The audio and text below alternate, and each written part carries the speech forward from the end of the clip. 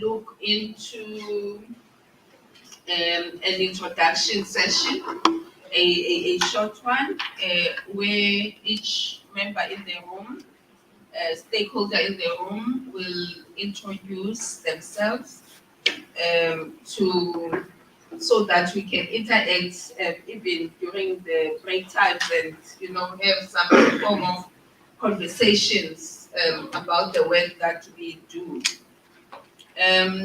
Deputy Chair, I think from when we landed yesterday, I'm throwing in a perspective here. We found a daily dispatch insert coverage of how and what is rejected about the work that we do. Councillor Jordana, it's going to be another uphill. It's one form of discrepancy, but I know you will not be disorientated because we trust the procedure, we trust the act, and we will continue then observing our processes in that regard. I'm going to ask then that we take a roaming mic for members, everyone, for people in the room to introduce themselves. I have not said a special good morning to our traditional leaders because it is an honor for them for us to have them here uprooted in their communities to come and listen themselves and not even delegate, such that when we go back to our places, then we know we are truly represented from an informed point of view. We thank you, Nkosi Matanzima, and all traditional leaders that I have not also come across, but we will make a special recognition in that regard. Sabulela Nkosi. Can we then hand over to you, Dumi, to proceed with the introductions? Also, I'm told the mask can be off. There's a preference now. So it's all in your hands. And we can continue. Over to you, Sister. Good morning. Good morning, colleagues. Chairperson, thank you very much for the opportunity. My name is Dina Pule from the province of the Rising Sun, Mpumalanga. I'm the chairperson of Sagnc Meeting. Good morning. I'm from Jogkabi district. That's why the Rabbis has been heritage. Thank you. Igama lami nguSisipho Kokoloshe eqongo. Please differentiate this department or agents just for us to get, an understanding. Yes. Morning. The Municipality to Lucas from Sarapatman District Municipality, member of the Mayoral Committee. Morning. To Manviki Lynn, ECPG Secretary.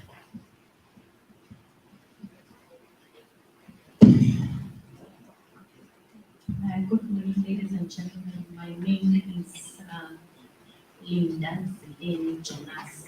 I am the ECPG and Secretary from the Department of Sport, Recreation and Thank you. Good morning, everyone. I'm Nandi Panombo from the Department of Sport, Recreation, Arts and Culture from Edward. Oh, thanks so much.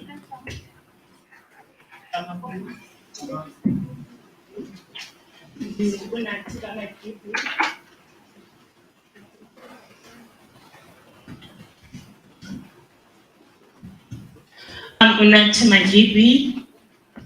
I'm from Untitled I'm an official in the Department of Sport, Recreation, Arts and Culture under the section Museums and Heritage. Ladies and gentlemen, my name is Mark Mandita. Member of the Secretariat of the Thank you. Good morning, ladies and gentlemen. All protocols observed. I'm Talita Fourie I'm a ministerial appointee to the South African Heritage Geographical Lines Council, and I'm also keeping an eye on the post office matters.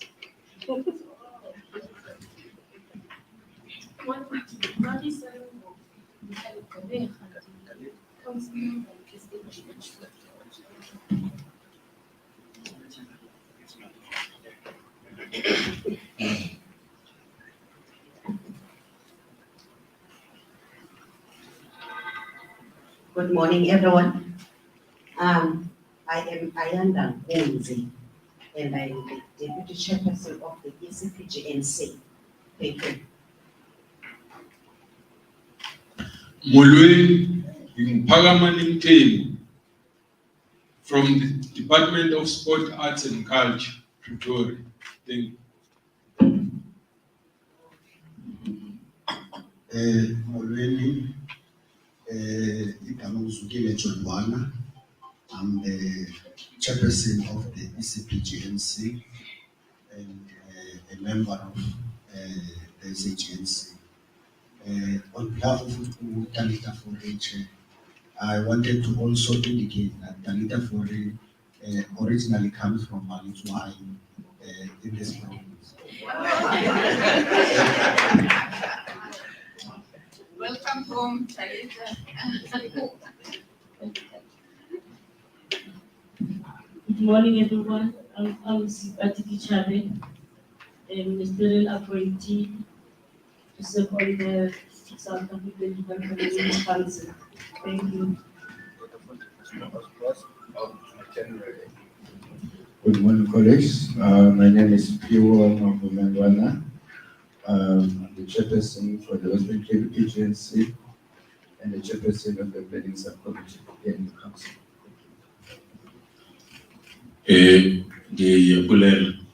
Ndiyabulisa ndingunkosi uKwazinamba kaMatanzima deputy chairperson of Eastern Cape Hubs of Traditional Leaders.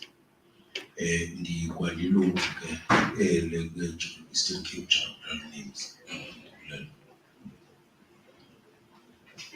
Absheni Twenu, Taramina na Gerald Ukamazitwala, Msamashitubu wa committee ya Geographical Names Committee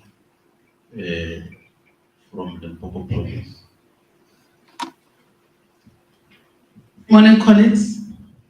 Tingophumla Khodolo, Malitswai, Museums and Heritage section. Thank you, Chair. The protocol is observed. Coming from the Tambo District, serving in that year community, and serving in this council. Thank you. Thank you, MMC. Ndi machironi mwanamumwe. Jina langa Nkadimeng Mahosi, member of the Limpopo Geographical Names Committee, a member of the South African Geographical Names Council. Morning, colleagues. I'm also from the former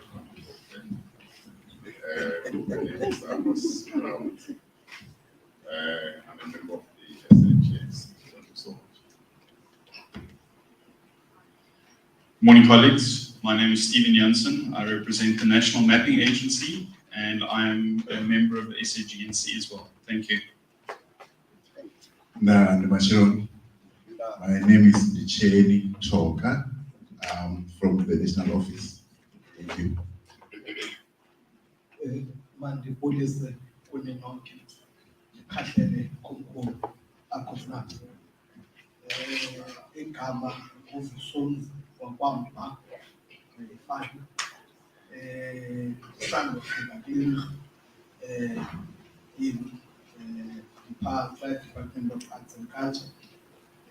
La section of strategic planning, but I'm an assistant director research. Madume Okeche Kimokokolo from representing Statistics South Africa. I'm a member of the council. Thank you. Hello everyone, my name is Alex Walker. I am a researcher from the Department of Sports, Recreation, Arts and Culture. Siyamba Kuni.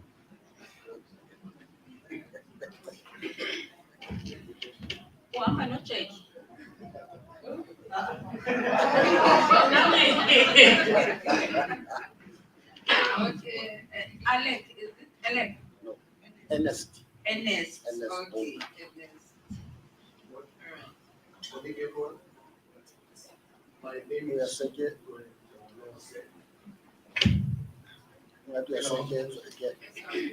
Okay. Morning, everyone. My name is Ruben Olose. I'm from the University. I'm an academic there. I'm also part of the Sagnc Meeting Council Committee. Molweni, ke nna Shina Manager Satsege ke kana Spisi. I'm the Gauteng Geographical Names Committee Chairperson and happy to be here. Of course.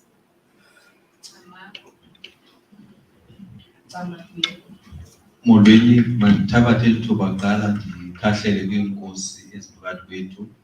Igama nguNzwabalo Maphuko.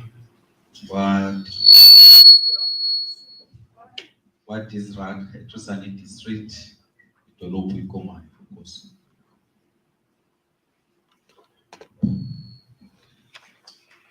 Good morning, I'm Kevin Naidu from Cocta. I'm a member of the council, but also an official in the department. Thank you very much.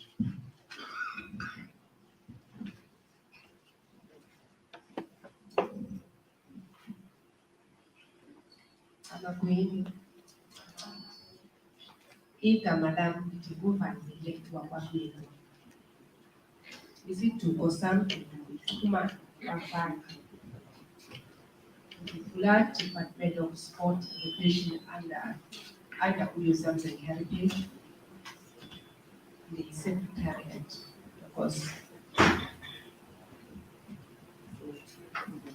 Molweni, ndingumamangisi nodada. What is RAG? I'm actually district member secretariat. Molweni, igama lami David Friedman. I'm a ministerial appointee, and I think my African name is David, son of Leon. Thank you. I didn't get that part, the last part. My African name is David, son of Leon.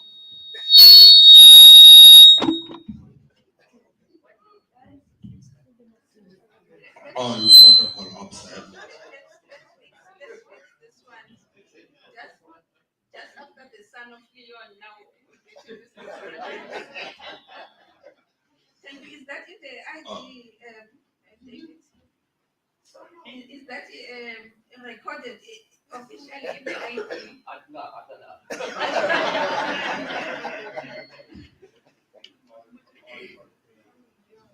We'll make means, I'll connect you, don't worry.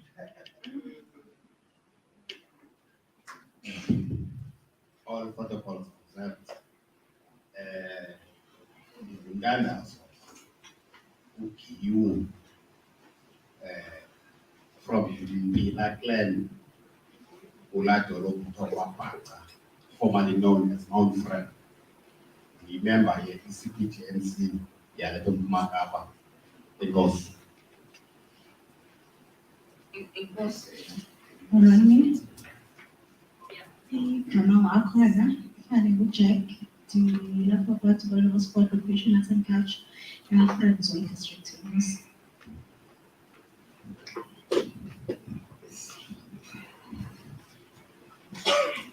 Molweni, all protocol observed.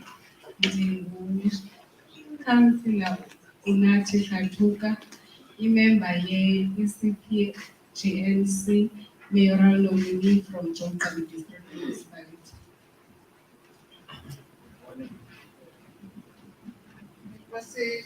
Councillor, the real Taiba, not you, Councillor Chokran. That's the real Taiba appointed by the people. When Muslim and councillor increase and municipality. Also a councillor. Thank you, Taiba. We are missing here Amatole and the metro. Amatole, Akon. Okay, restrict.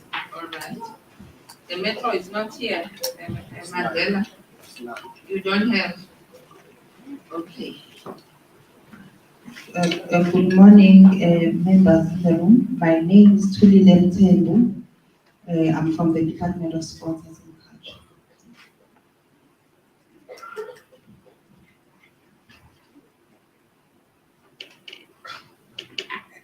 Oh, I thought the chairperson has introduced me. But didn't designate. For purposes of today, I'm Tony Mushana, the chairperson of SAGNC. And the chairperson of the sessions to come. I know, but deputy chairperson is very strict. And please do comply.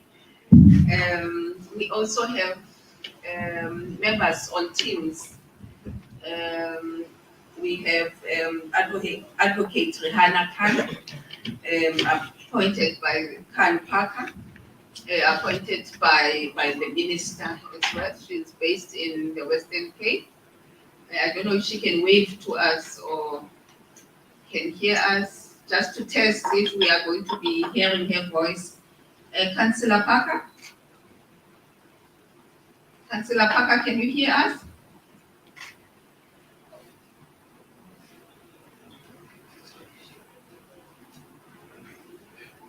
Okay. She's also, I think, out of the country at the moment, but also very passionate about the work that we all do.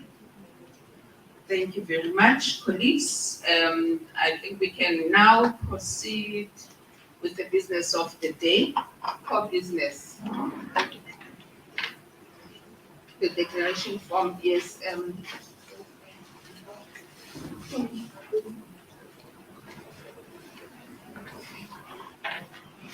there's an announcement of administrative justice that must be adhered to.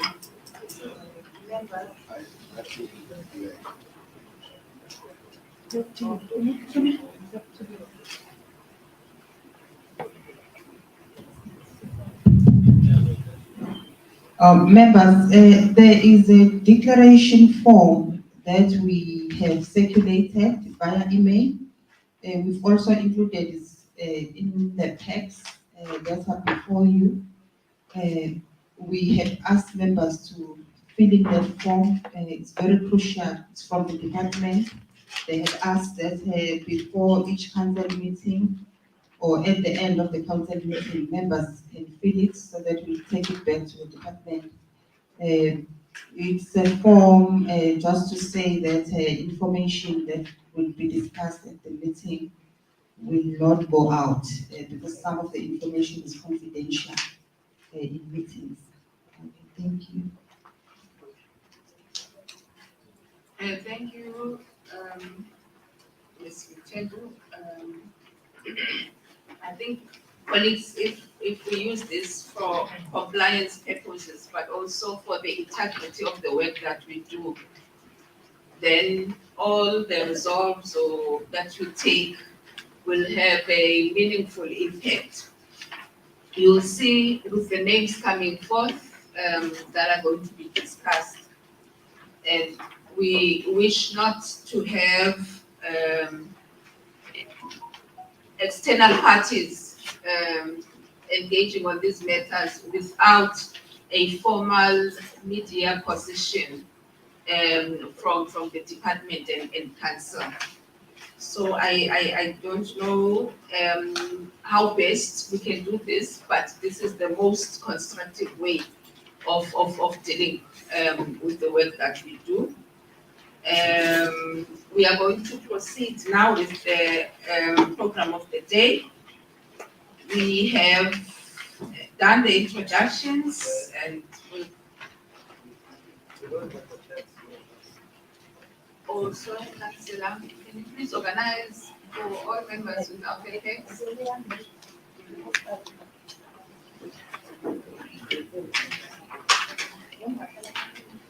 Any other member without a tag? Yes, right. Okay, there's two others this side. Please organize.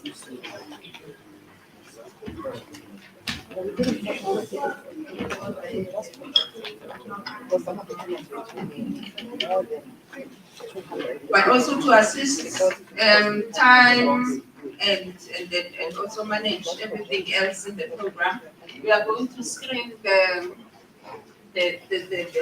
some of the documents, including minutes, so that we can move.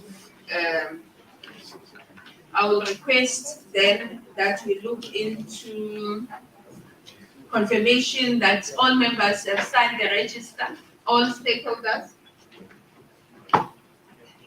Have we all signed the register?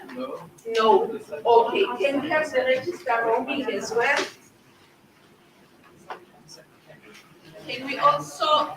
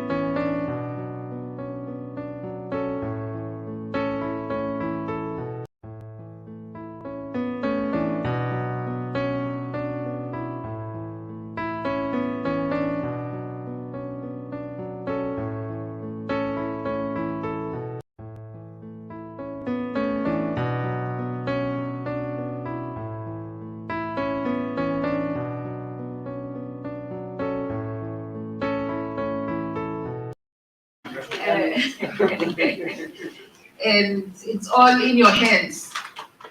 Yes, yes. So, but sanitizer, there was no elaboration on the sanitizer. So the sanitizer still stands as a measure.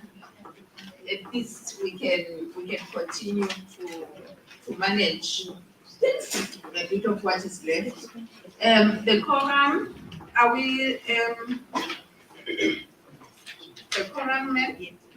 We are operating. It's confirmed by Secretariat that we may proceed. Apologies. Proceed. We received apologies from.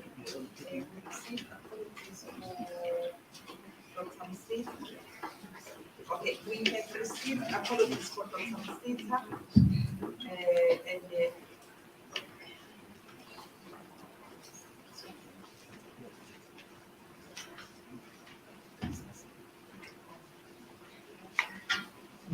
Okay, we have received apologies from Dr. Peter and Miss Rehana Pasa. But fortunately, Miss Rehana will be able to join online. Her name is there on the screen, but she has sent an apology. But now that we have established for her that the possibility for her to join online, and we have received also, or let me just say, Mr. Tanu or Mr. from KZF will not be present, even we did not receive a formal apology from him. Thank you. All right. We note Dr. Msita's apology. We note also Rihanna, Advocate Parker, who is online at this moment. Can you please greet us, Advocate Parker?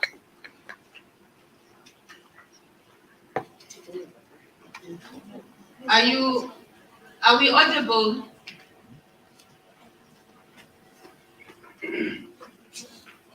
Okay, please give us an indication when you are through and say hello. All right. We also note the absence of the KZN chairperson. It's Mr. Sabelo, Councillor Sabelo, who is not available. And we also note the absence of Free State, the absence of Northwest, I think, and the Northern Cape. We are missing 3 provinces in this gathering, and let those be noted, recorded officially. Colleagues, can you proceed then to confirmation and adoption of the agenda? Yes, Councillor Juga. No, Chair. I wanted to comment on the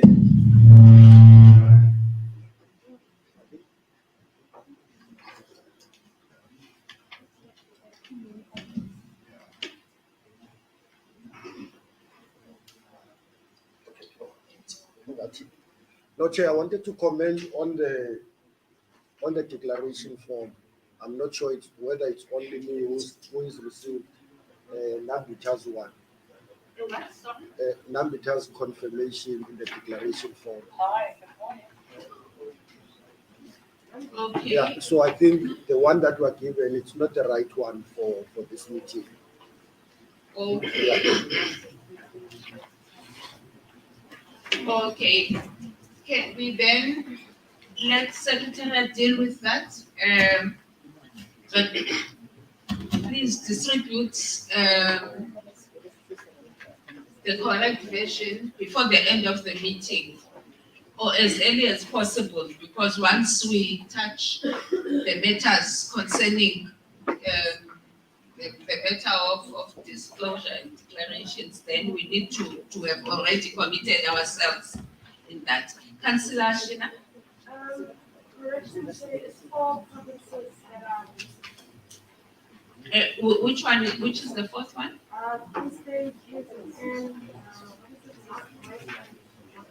Yes, and not the Cape. Okay. Thank you, Councillor Satif. Can we then proceed? Yes, Councillor. Chair, should I stand up? Chair, normally, Chair, on day 2, we discussed the names on this agenda. Thank you.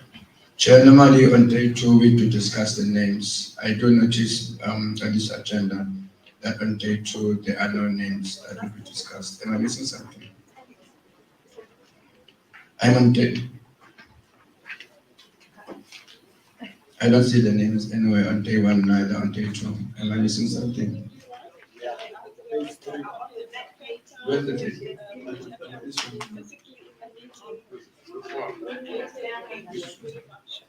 It's number 9. You have 3 pages, Councillor Mafumanga. I've got 2. I've got 1 page with 2 sides to it. No, it's number. Okay, so I see. I'm sure the list is coming. Okay. Okay. But I didn't get this one. Thank you. Oh, sorry for that, Chair. Yes. So names will be discussed as item number 9. Can we then confirm and adopt the agenda as presented? Members? Adopt. Thank you, Councillor Furi. Second? Okay, all right. Thank you, councillors. Then can we continue with the correction of the minutes? Can we scan the minutes?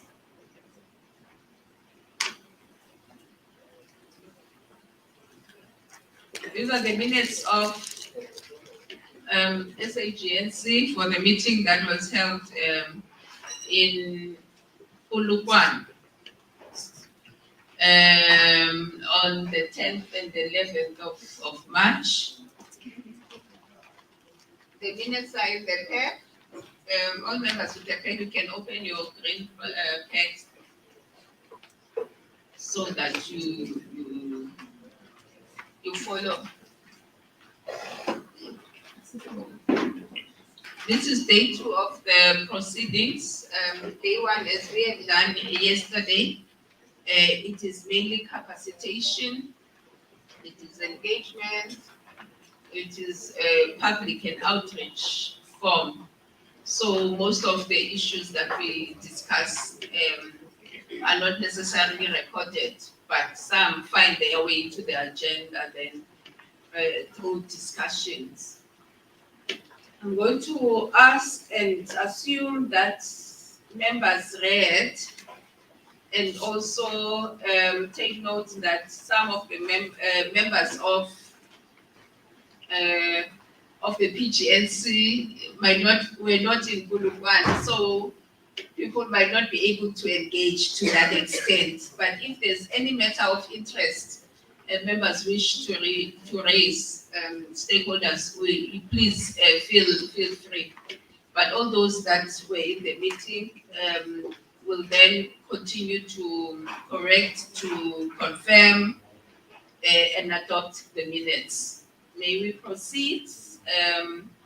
Looking at the agenda, looking at the opening as well, we confirmed that I'm not going to read, but I'm just taking a few critical issues. This was the first meeting we had a representative from the Statistician General. So we have Jackie Bohokong, who is now fully part of the of council, as nominated by Statistician General Sagnc Meeting. Not the one with the yellow suit. There's a new sheriff.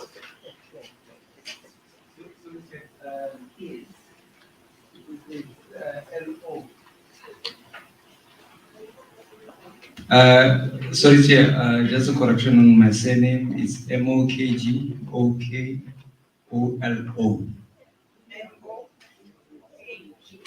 Okay, we check. MOKGOMO. LO. LO. Yes. Okay. Thanks.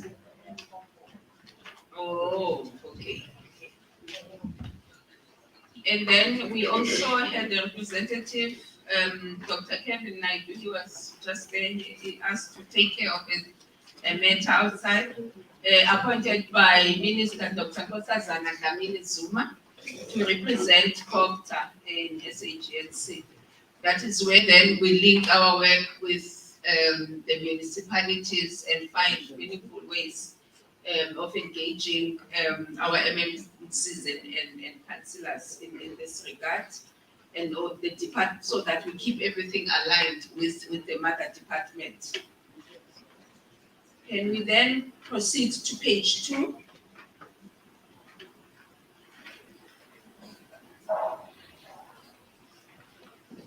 We note the absence of Mr. Sabelo from KZN.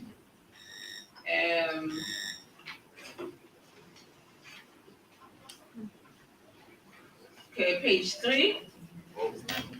I will please that screen. Hello, Rihanna. Okay, Parker, can you hear us?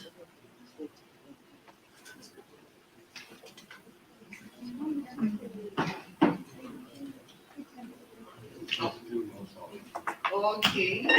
All right. Because she was letting the other time there was some movement. All right.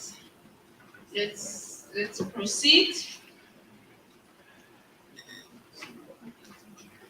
Page 3.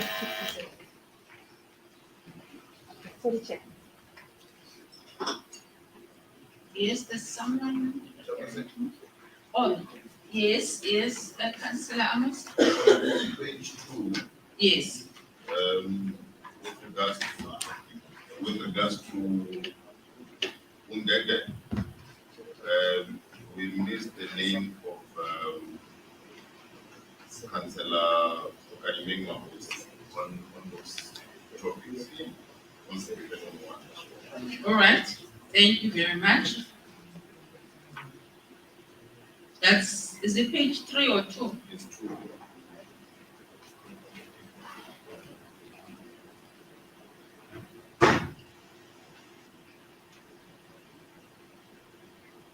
Okay.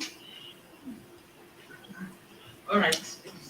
Possibly it's my set of minutes that are okay. Councillor Ngadimeng. All right. You are not in there? Yes. Okay.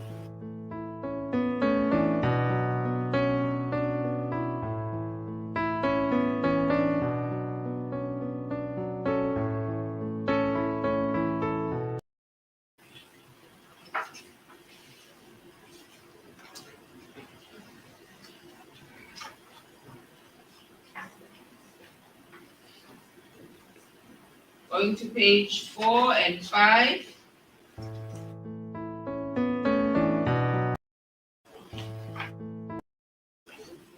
Going to page 6.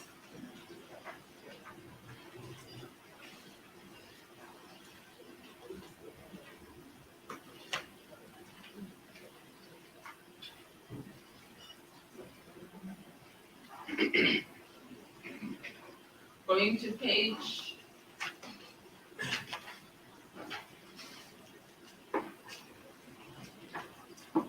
7.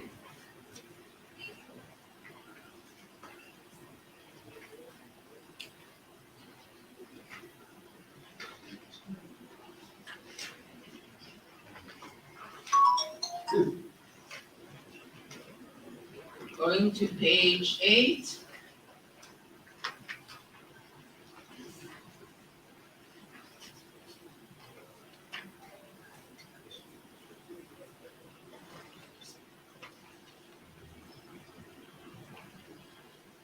I think 4.3.7.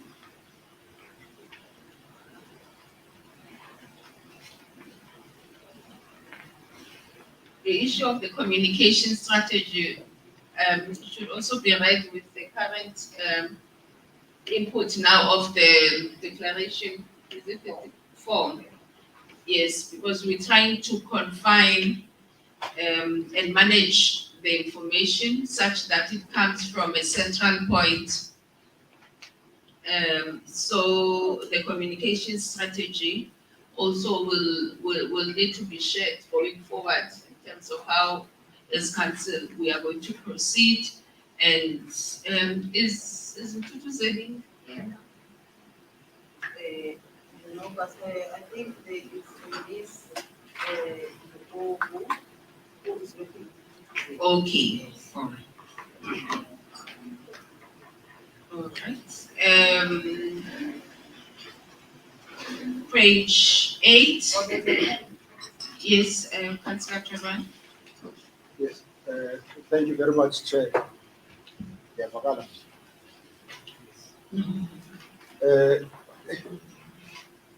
Mike is very sensitive service. No, Chair, I just for consistency purpose, I just want that the minutes reflect as what the Act says. We are not yet committees. We are subcommittees. So where it says committees, it must then read as subcommittees. Okay. Thank you. Thank you, Councillor.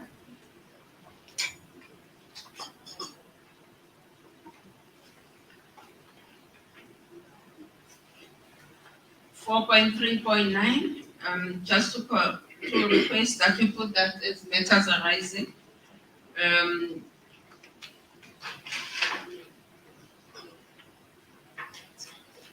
The use of community radio stations as an integral part of the media plan.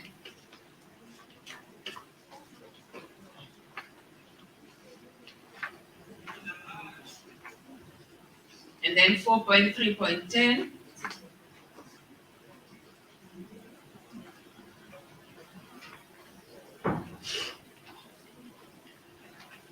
there's I think there were different committees who, I think about 2, who had outstanding plans and charters. I'm hoping that we'll resolve and finalize that. That's another matter. 4.3.11 is a reflection of alignment of term of office of PGNC and SAGNC. I think even this one needs that we give it special attention because we need to test its feasibility. It takes time for MECs to appoint the PGNC members, so waiting for that alignment might create a vacuum in our system. Let's proceed. Chair. Yes, yes. No, sorry, Chair. I'm not trying to take you back. Okay. But I just want us on page 4, just to correct. There's this thing, the numbering, because there's a 5, item 5, then it continues to be 4. 5.2, ne? Yes. So. Okay. Yeah. On page 5, yeah. Yes. On page 5, yeah, the heading there. Yes, 5, the heading is cancelled, further noted from Chairperson's presentation. 5.2, ne? Yes. Yeah. Yes, okay.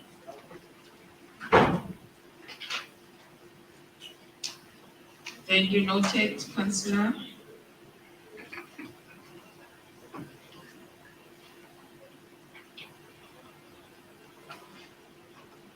Can we also take to matters arising our relationship with South African Cultural Observatory? Let's put it there so that we can identify how we relate with them.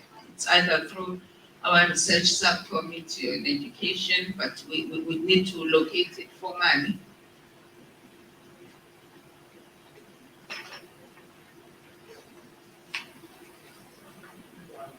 I think we are on page 7. Oh, we are page 8, yes. Okay. And then page, for me, I think it's page 9, 4.3.16. The social media issue. We also compiled it under the media strategy, but I just want us to be systematic when we deal with the media, because these are the critical elements we need to touch on. It's community media, it's social media.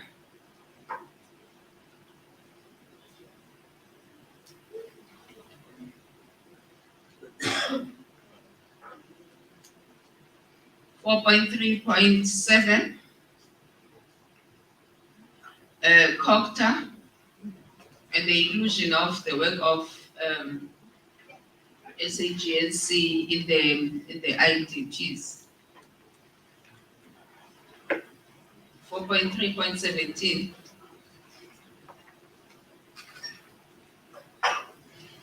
Councillor Naidu, I think we require a particular focus on that one.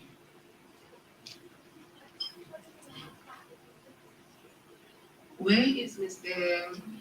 Who is it from Sanram?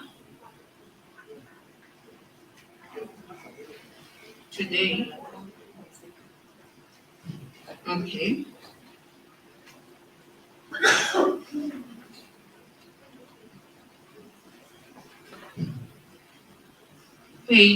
We're on page 10.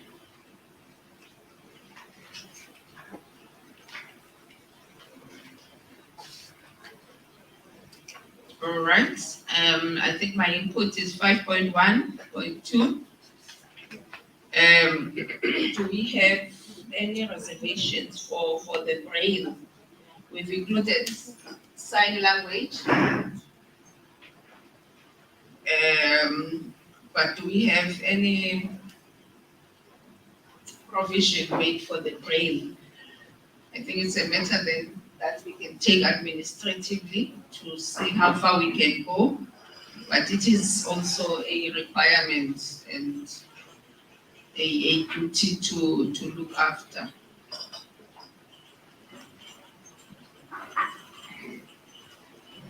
Mr. Dante Pensal is also here. We've already introduced ourselves. We missed you during that session. Yes, there he is. That side, yes.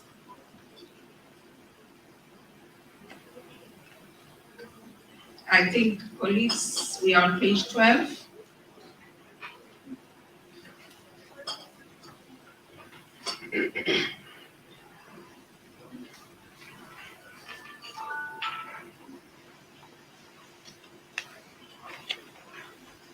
Page 13.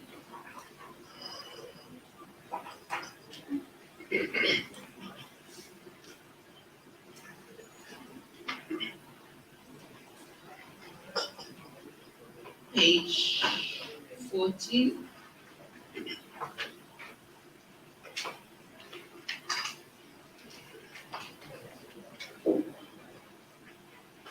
I'm sorry, Chair. Yes, yes. Yes, sorry to take you back. The issue of, I think 5.1.12. 12. Yes. The issue of 5.1.2. The issue of, okay, I don't know this is. The issue of 5.1.12, Chair, yes, also it can be a matter arising as well, what we've discussed so many times, and yes, if the situation still continues. Thank you.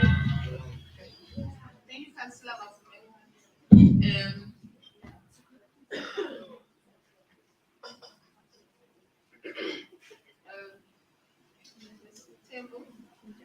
Can we note 5.1.12 as a letter arising? Yes.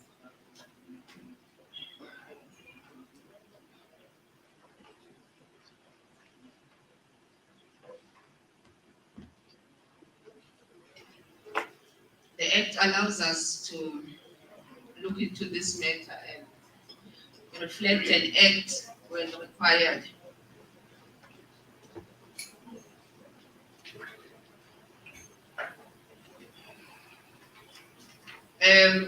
Councillor Naidu, I think 5.1.13 also is a matter. I think there was an overemphasis on this COPTA relations, and we'll probably now need more than a deliberation, but possibly an instruction or some form of advice in terms of how we can infiltrate the municipal systems so that we can effectively use the presence of COPTA in the council to its full potential. I'm saying this because it's June already. There's budget appropriations done at municipal level. It's now, eh? The budgets, yes, they've been approved. End of June is budget approval already. So meaning that the next cycle we should start coming through in terms of planning for IDPs and also participation and that intergovernmental setup, so that we can also have impact and an understanding with the municipalities for name change, because some municipalities don't even change their names as well as you enter their jurisdiction. Can we proceed? I think we'll point page 14 now. Page 15.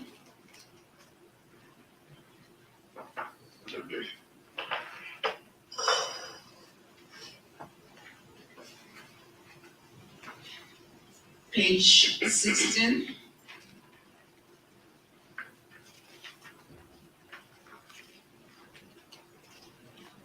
Page 17.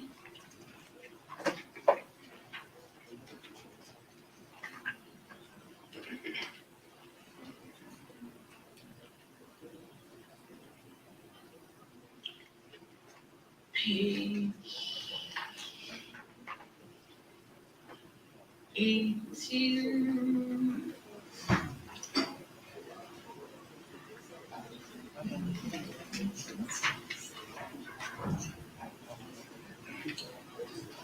Page 19.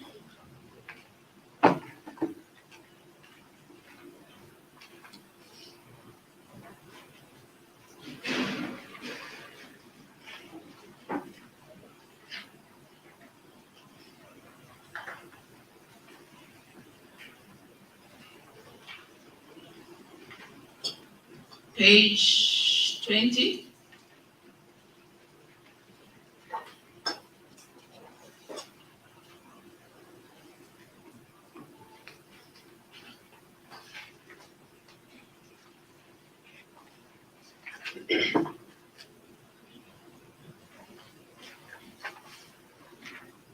Let's bring 21.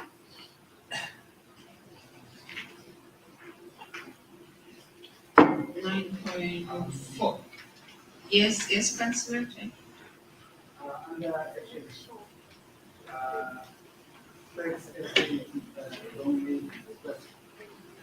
Yes, it's missing T, a T. Yes. That's a say, that is.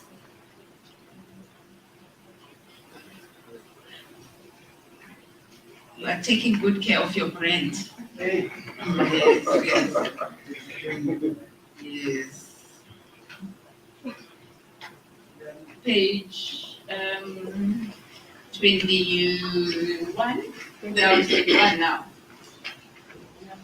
We are on 20. We're on 21. On 21. 22 years. Okay.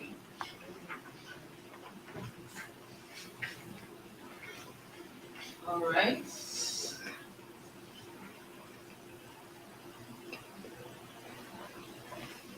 Then 9.6.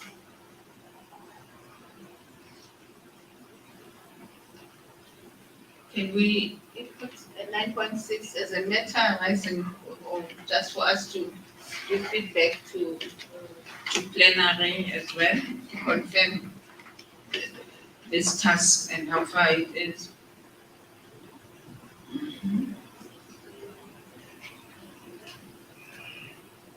Well, looks like we are done from the closing remarks. I'm then going to request that we look into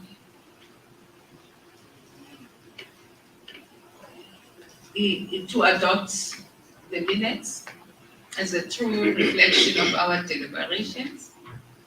in the March meeting. Can I get a confirmation from the members who were present? Confirmed. Councillor David Friedman, son of Leon, yes, yes. and Councillor Sipati, thank you. All right, noted. Thank you, councillors. Can we then proceed to matters arising?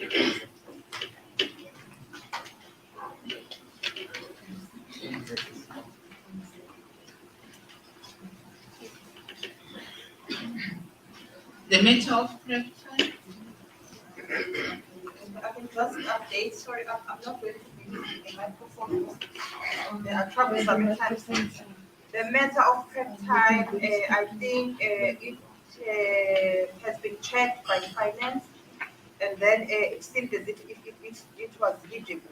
There's members receive prep time because there is a letter from our minister that allows members to receive prep time. So we used that letter, submitted it to finance to check also the authenticity of this letter. Then it was approved, and then members as we speak are receiving their prep time. So it is included in their meetings. Thank you. With effect from the previous meeting or this current meeting? As soon as it effects from the previous meeting. As soon as after the previous meeting, members were receiving prep time in their announcement. Thank you. Okay. Members are quiet, it means yes indeed, it was delivered. Yes, it's only FNB and Capital who can confirm. Mr. Vice? Thank you, Chairperson. Can you also check with reference to you know that sometimes council members do work outside in their spare time. And in terms of treasury regulations, there's also allocation. There's also allocation for doing council work. Then can you just confirm if that's also like that? Because I know that then you got to claim in terms of the number of hours that you've spent to prepare, for example, if you're given an assignment. Yes, okay.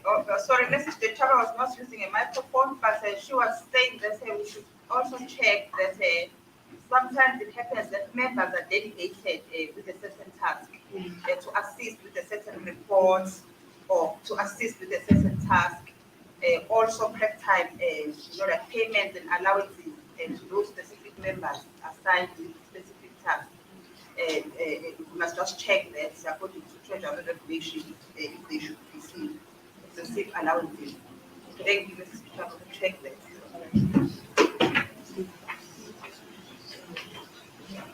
All right. So prep time is a full sitting rate. How is it? Full sitting rate? Yeah, it's a daily rate. It's a daily. Yeah, instead of according to treasury. Okay.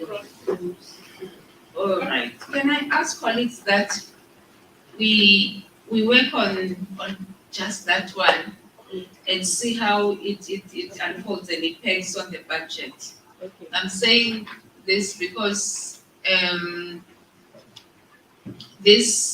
there was a concern that the prep time will increase the remuneration of councillors' cost item, meaning that if there was 10,000 paid for councillor allowances through per annum, then it means it's 20 now, it's double. And the effect of that, we do not know yet.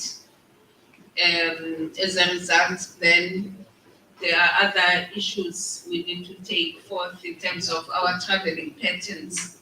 This then came to where I think Mr. Langefeld and Mr. Mtembu's office had a concern because they did not want to run out of budget, that we reduce the days of meeting because of this prep time.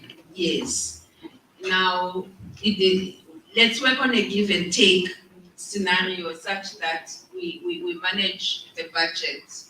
But also, I will work closely with Secretariat just to see how the budget is impacted on, because it will not be good to find ourselves at a deficit before the end of the financial year.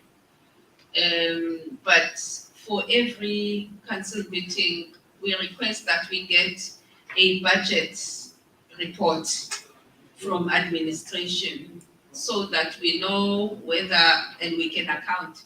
It's an accountability issue that we need to look into. We are also aware, okay, that some of the members are coming from state entities or departments. Therefore, they do not claim remuneration for the sittings. I think for me, I mean, I'm just a student, so this year things are different. So we do need to identify those savings and create the balancing effect. Can I request then that we defer this matter, Councillor, without putting it out into the next meeting? Yes, into the November meeting, so that we do our analysis. Yes. I think you're right when you say that we need to try and balance with our expenditure so that we shouldn't exceed our spending at the end of the financial year. If we find ourselves overspending at the end of the financial year. I think you're right when you say that we should also look at our say maybe overspending and spending pattern before we start implementing other things. Okay. But also this needs a fine-tooth comb. I don't know what they call it in accounting, but so that we know when so-and-so is not paid, how do we then reflect on that and taking that those funds into another vote, whether it's prep work or it's additional work or ad hoc. We call it ad hoc when you have a special assignment to support the committee. But it is an eligible item, but I request the meeting that we defer it to November so that we do a proper assessment and then we can resolve. Yes. Yes, can I then request Councillor Jodwana and Councillor Stephen and you to repeat me? Yes. Yeah. No, Chair. Sorry. No, I've noted. Yes. Sorry, Chair, before Councillor, Jodwana carries on, can I just make a suggestion that if we get comment from the floor, that the person doesn't start talking until they have the mic? All right. Thank Okay. you. All right. Put the brakes on you. Yeah, oh, that was meant for you. Hey. Councillor Steve Hofo. Sorry. No, thank you very much. Thank you very much, Stephen. No, Chair. In line with your proposal, I agree, but also I want us to align with the decision that was taken by Council and take that decision further, because it also talks to the issue of cost saving, particularly on travel, and the issue of other meetings that we could hold online. Talks to the issue of the tools of trade. And that discussion needs to be resuscitated in line with what you are saying. How can council save cost?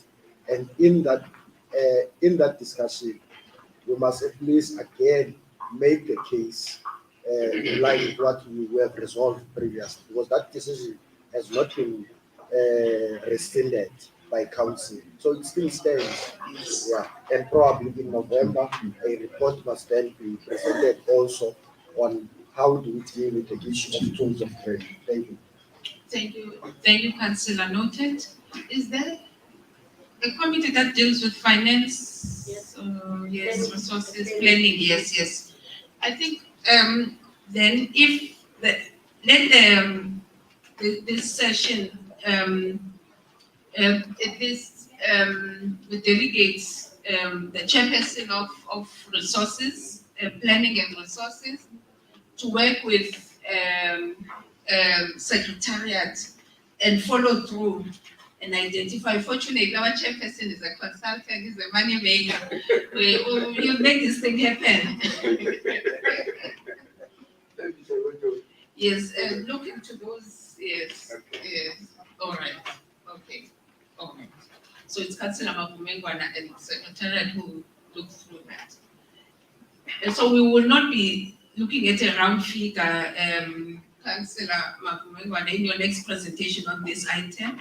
We are going to be looking at specifics now, proper analysis, how many members are paid, and this is the cost, and you know, it's your staff, I know. Okay. You are in good hands, Councillor. Oh, yes, over to you. Give me one second. That's right. It's working. It's working? Yeah, it's working. Oh, is it working? Yes. Okay. Sorry, just to stress what the chairperson said from the department's employee side of things, we've been called by the CFO when we were planning for the staff capacity building, just to check the nitty-gritties of the budget as to how much we had projected, how much we had before he signed off for approval for this workshop. So it is a matter that is very close to the CFO's heart, a matter that is very close to the chief director, that we must strictly observe the budget of the council. It is monitored, but I'm glad that this chairperson has allocated this matter to Mr. Mapumengwana to lead as the chairperson of the planning subcommittee. We will be working together with him, looking at the budget. Also, it is not prudent not to have the council meetings that we had planned for the year, because we must produce 3.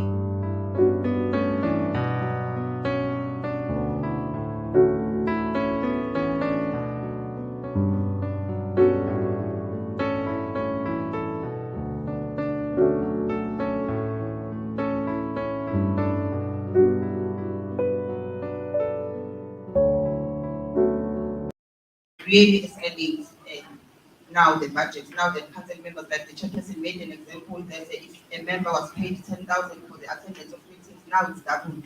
It means they will be paid 20,000 for the attendance. So it can easily escalate without us noticing. But we'll be working together with Ms. Mapumengwana, who is the chair of the planning subcommittee. Thank you. Thank you. Thank you. I must say the department is very strict on these budgets, budget monitoring. But what we want to do is also to become close in understanding their processes and managing our budget through making informed decisions. But also where there's a way that out of the 4 meetings that council considers having a virtual meeting so that we can have a saving.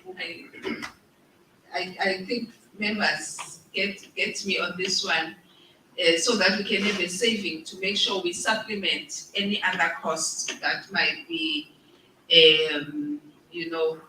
problematic for us. But those are some of the proposals that Councillor Mapumengwana will pile up and propose to plenary in the next meeting. As a result, we have been invited to the UN to a New York session, a planning session, but there is no funding. So myself and Councillor we can't go because there's no money. But in the next one, we'll be able to do proper budgeting. Some of these things we need to look into that in that way. Okay, provinces without PGNCs. I'm moving to the next matter. I've seen letters written by minister requesting provinces without representation to follow through and provide that. So Minister intervened at that level. I'm hoping that then there might be a reminder maybe during min-meg. When is the min-meg? Councillor, Mr. Mtem, min-meg, if we can find a way again of asking DDG maybe to put that in the agenda or to remind Minister to take the conversation through, because they are, all of them, all the MECs, they attend that meeting. Municipalities putting work of council in their planning. Councillor Naidu, Dr. Naidu, would you want to say something now in terms of what to expect? I'm handing over to you. Fortunately, your stakeholders are here, MMCs and councillors.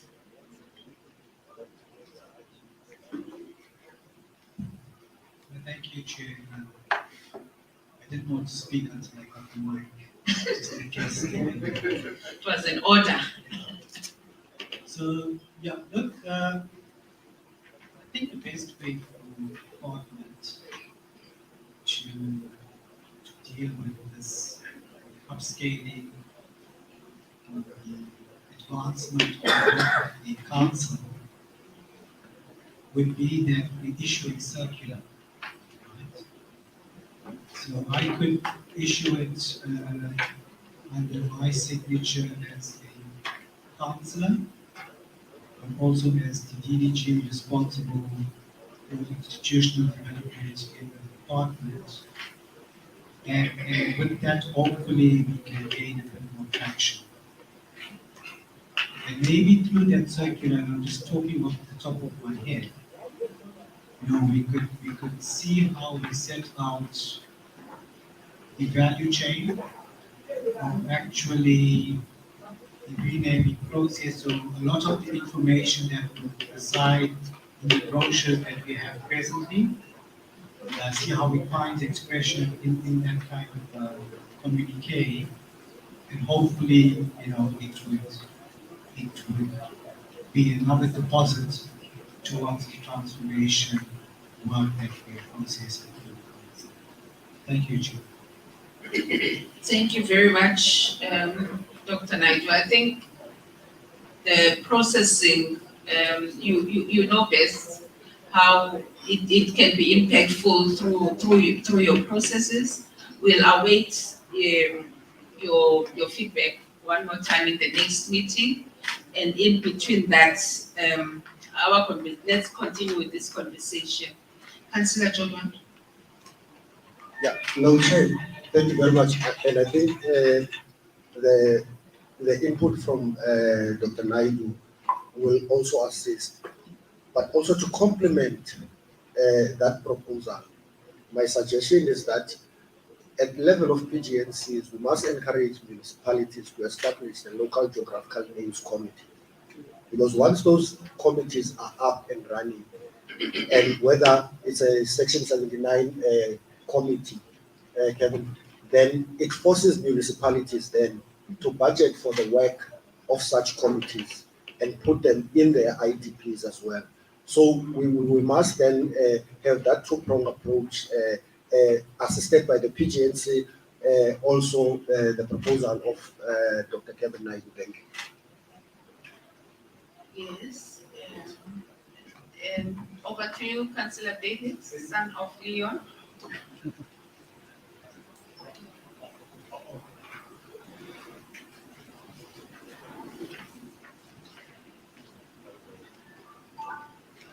I was also waiting for one. Chairperson, yes, I think it must be a three-pronged approach. It was unfortunate that Sagnc yesterday wasn't present, so I noticed it on the agenda. But I think we should be engaging with them. I've been mentioning this for a number of years now, that Sagnc be approached, because they also have the facilities to communicate with municipalities and arrange what we call a memorandum to them circulars. Okay. To inform municipalities. So we need to seriously engage them now so that it can be included in future IPs and budget proposals. Thank you. Okay, great. So Sagnc, it is an entity of COPTA. Is it? Yes, yes. All right. And then how do we link this to the House of Traditional Leaders? Such that it's all inclusive and we do not lose the focus. Can you also add on to that, Dr. Naidu, as part of compounding this deal so that we touch where it matters the most and through the relevant stakeholders, okay?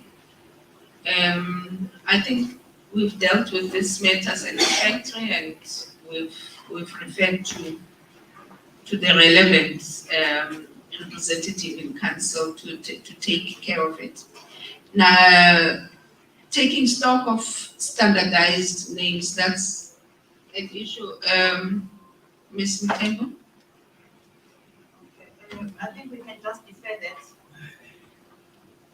We will defer, the council will defer that to the planning subcommittee because it is its last meeting of the 26th and 27th May. The item can be deferred to them. When they do their reporting, they will report on the matter. Okay. Meeting between the Legislative Review Subcommittee and the department.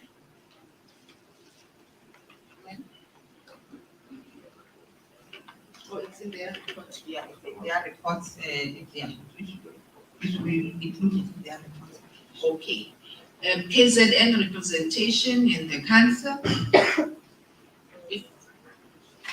I'm putting it back to council so that we resolve on the next step.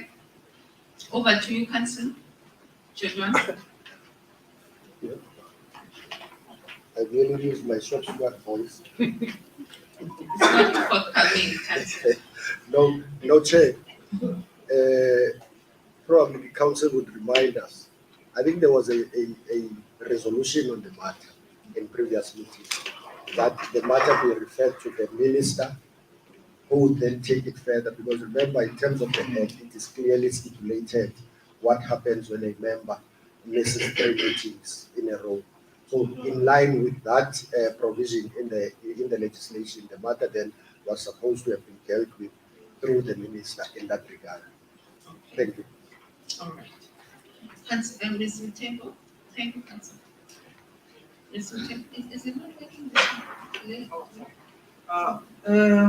Just to take council or give a bit of a background, the matter has been discussed at council meetings, even from the previous council from time to time of KZN representation. It was also discussed by this council when it started. We then took the matter to the minister as recommended by the council. Minister took the matter to the KZN MEC to look into this matter, that there is no representation of KZN in the SAGMC because the member who has been appointed to serve in the council in the province has not been attending meetings. So minister notified the MEC of this matter. But then the MEC decided, wrote back to the minister to say that I am appointing the same member to be part of the council meeting, to be a council member. So the minister elected him again to be part of the council. So now we are at loggerheads because we inform them of the meetings, council meetings, subcommittee meetings.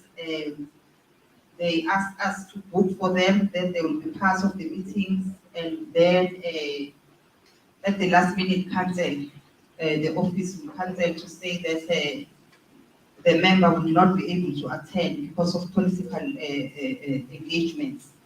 So they cancelled, and I think there has not been a single meeting of subcommittee meetings or council meetings that they have attended this year still. So the last one, I don't know if it should be regarded as an apology or not, because we only learned that they are not coming when they were just cancelling flights. That please cancel flights, Mr. So is not going to be able to come to the meeting. I don't know if you should take this as a formal apology or an informal apology that they will not be attending. So this meeting, they have said we must just cancel flights. We book and then we cancel flights because of the political engagement. Okay, thank you, Councillor. Councillor Chwana. Thank you, Ma'am. Good morning once more. Secretary, good morning. I think we're assist with a very difficult situation regarding KZN. I'm saying this because we may need to be clear what becomes our role regarding this matter. As council, I think correctly so, our previous meeting has decided to escalate the matter to the minister. And the minister did his part, and as per the report that is given, that is the response we were getting from KZN. To make matters worse, arrangements are done for the chairperson of the province, but at the last minute there are apologies. What I would want to propose, perhaps, is that we remember we were for the standing resolution that mandates both the chairperson and the future to visit specific provinces where there are challenges. And I would propose that still, let's reaffirm that decision that they say the chairperson and the deputy chair should actually visit the chairperson of KZN.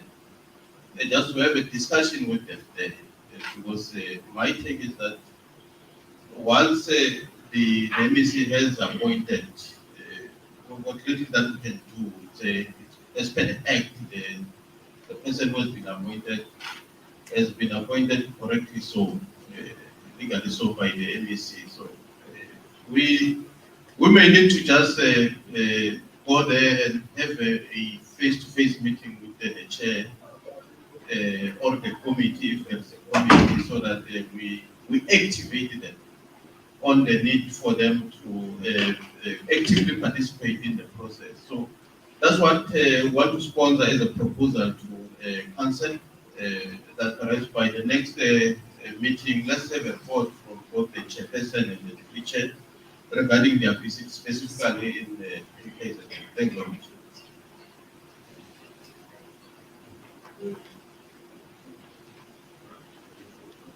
Okay, Councillor. Thank you, Councillor Chwana. I think it's good that you remind us of our obligation and decision previously taken.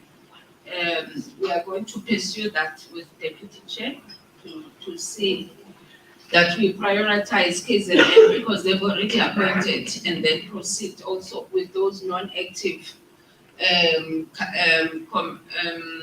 provinces, that is the Northern Cape and the Free State and the Northwest. Over to you, Councillor Steve. Thank you, Chair. I've just got one question. Is if the chairperson cannot make his meeting, why is he not appointing the deputy chairperson to attend his meetings? Yeah. Yes, those are some of the questions we are going to work on with them in our discussions. Councillor Jordan.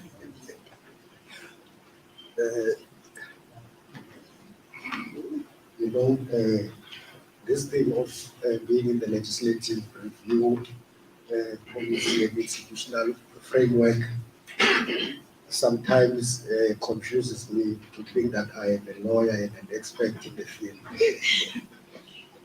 But I think once you would continue, because I wanted to respond directly to the question in terms of section 3 of the Act on the composition.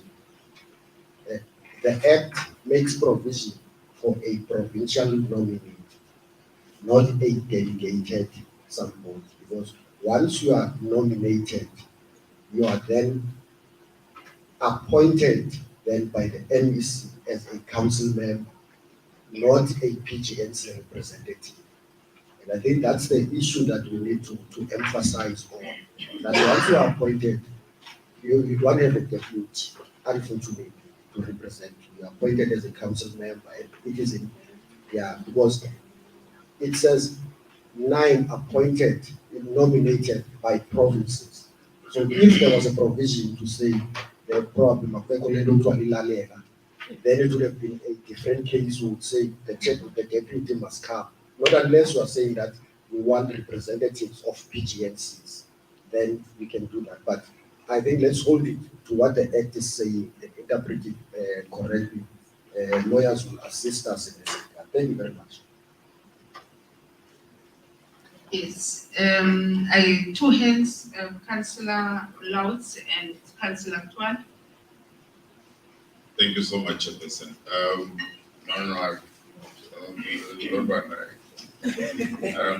going to respond to the lawyer part. I just want to agree with the suggestion by Councillor Twala on us as council, especially the leadership, being proactive. But I wanted to add, but I think you said that even other provinces, because it's good and well for KZN that they have a committee, but we have got these other provinces that they don't have anything.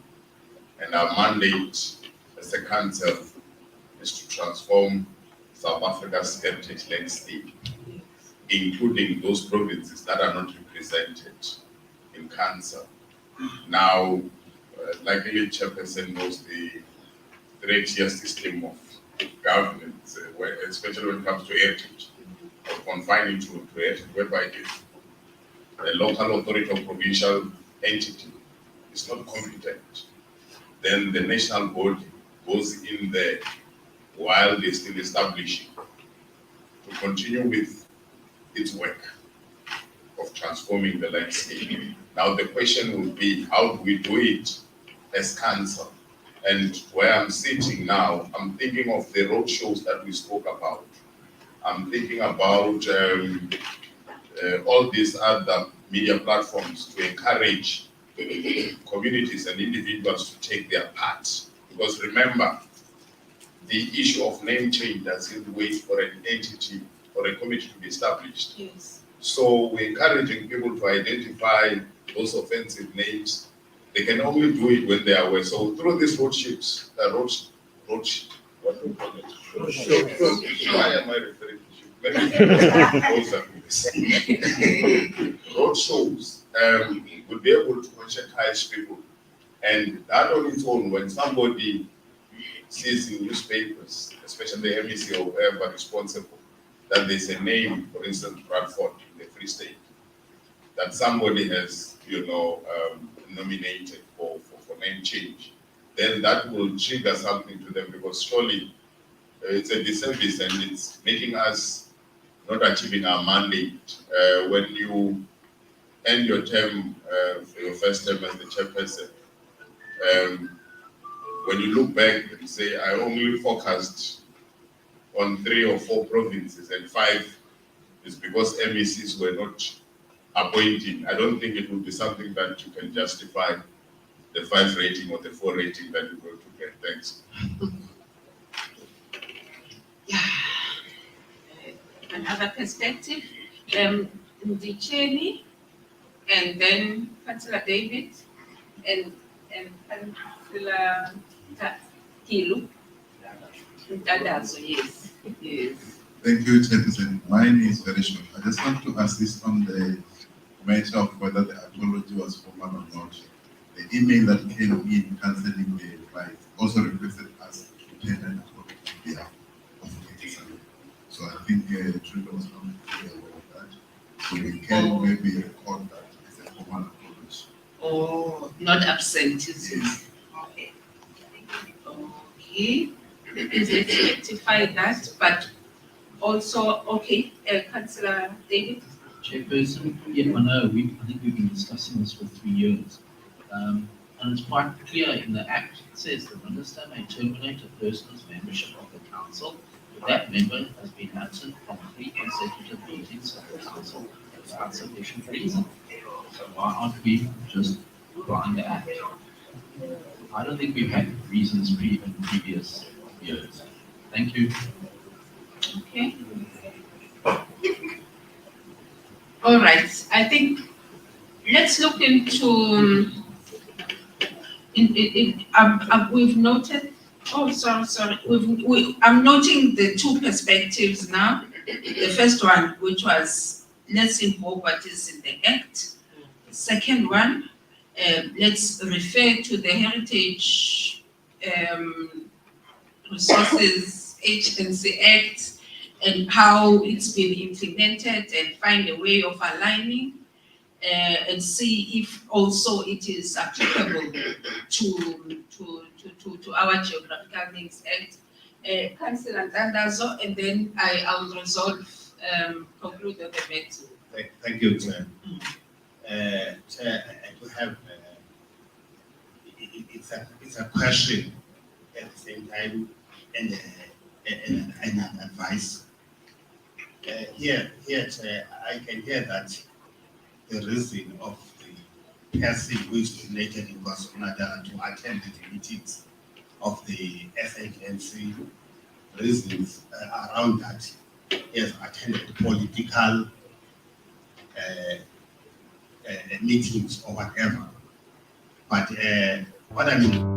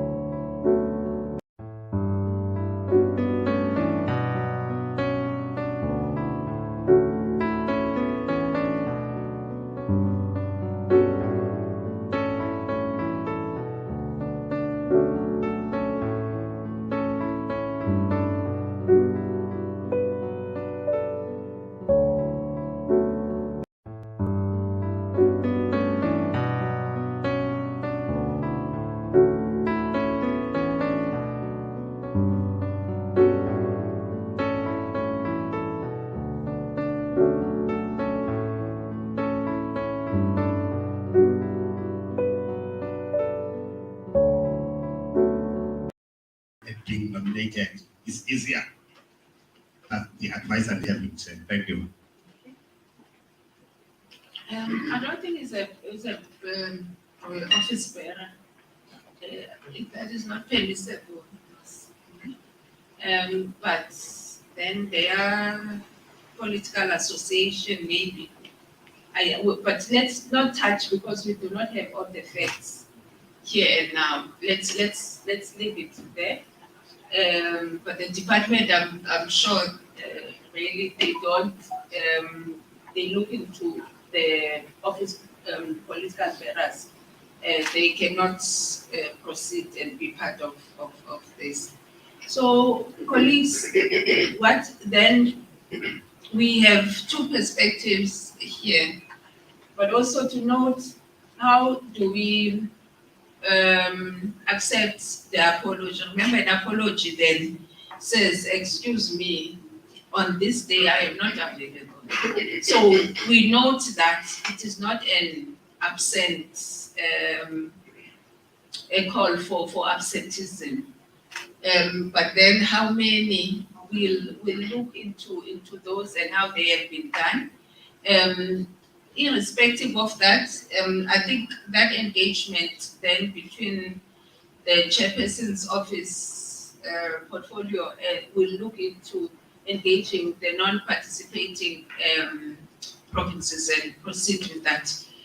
I think it's also a worrying factor, like you were saying, Councillor Mlaut, that we can't say we are focused on the top 5 and on that are active, and that when the Eastern Cape, I think they are going to be heavyweight title holders for the longest time. So we need to make sure that even if we proceed with our meetings where there's no PGNC.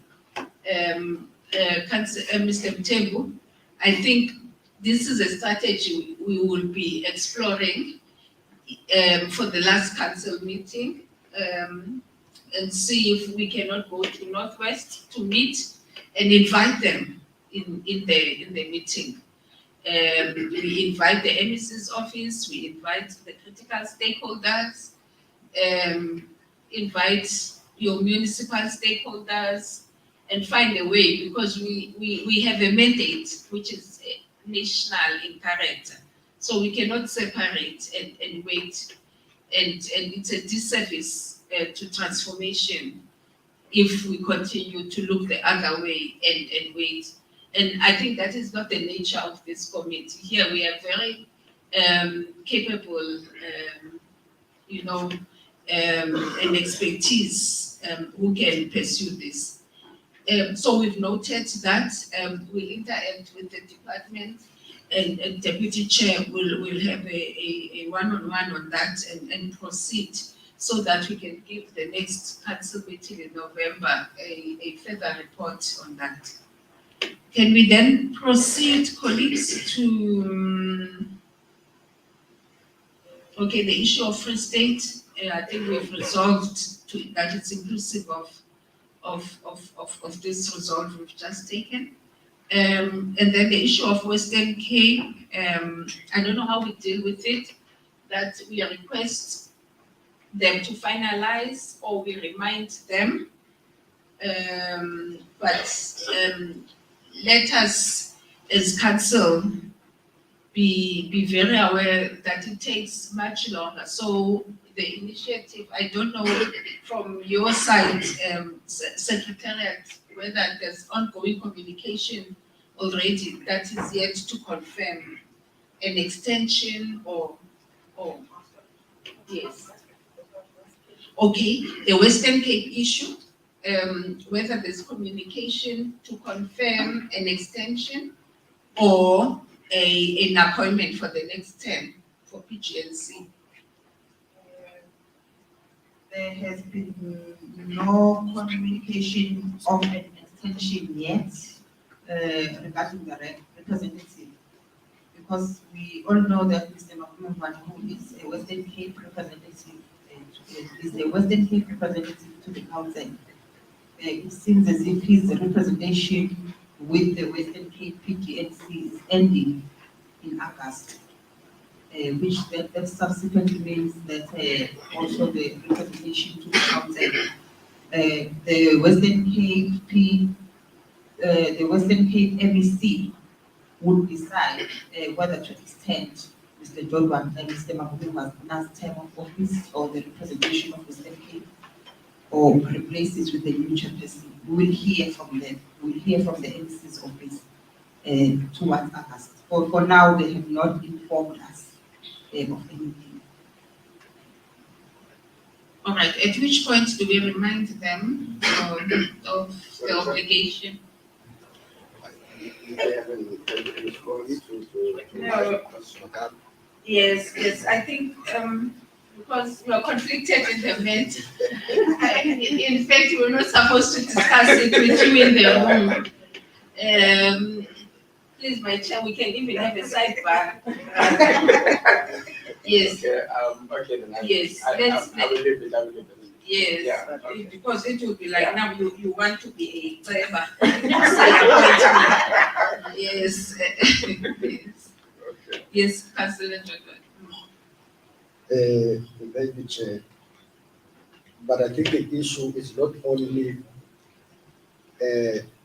impacting the Western Cape.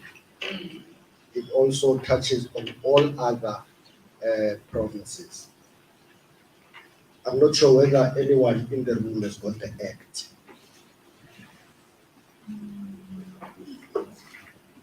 The act, section 3 of the act must be read with section 4 of the act.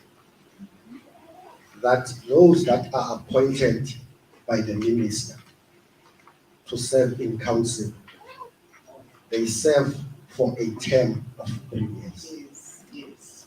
So when the minister appoints, he cannot appoint a member on the basis of his serving in the PGNC. I'm not sure whether Ndati Mhlala you would remember this or it has ever occurred in your term.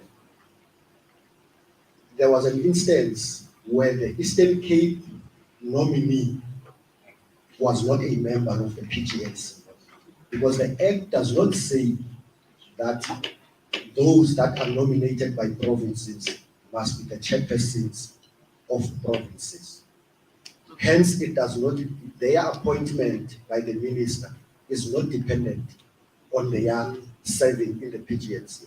You can have a situation where an MEC reads the Act and apply the Act and not even appoint a member of the PGNC and say, I appoint so and so to serve in council. I nominate, then the minister nominates. And the issue is that the minister must be advised correctly. It must be advised correctly in terms of what the Act is saying. That you are appointed for, once you are appointed for the term of office of council, not of the PGNC. So in line with that, I don't know what type of appointment letter Mr. Mavumengwana and others got, but it should be for the term of office of council, not of PGNC. So if his appointment in the PGNC was based on that, then it was wrong. The minister must be advised accordingly in any other member, because I know that some of us, the term of office of PGNC might lapse before the term of office of council. Yeah, hence we, in the deliberations, that we will raise that thing in the amendments. Why do we want to align terms of office so that we don't have this confusion? And we should read the Act correctly. We are different. We are different. Yeah. Thank you. Well, what is we are different in Shimel? Okay. I was checking if you okay, all right. I think, Councillor, you're coming with a dynamic here, embedded in the Act, and then how we tend to misinterpret and create a complication throughout, because it's not only the Western Cape case that is going to entangle us into having and not having a chairperson, but also the form and the nature of appointment. By implication, what does it mean?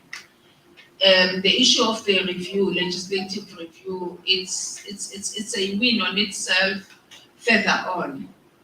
But also, the case stands now because letters were issued and there's a different understanding. So ours is to make sure at least that we do not open a vacuum in terms of the gap of how long the next appointment will be. But advised by your committee, can I request that we get a draft letter which we can write to Minister to inform him of this legality, so that if and when we act and continue to have Western Cape representation here, that it is founded on a legal and sound basis, and that the minister is compatible with that. So I'm going to ask the Legislative Review Committee to draft a letter which will look into myself and Deputy Chair, and then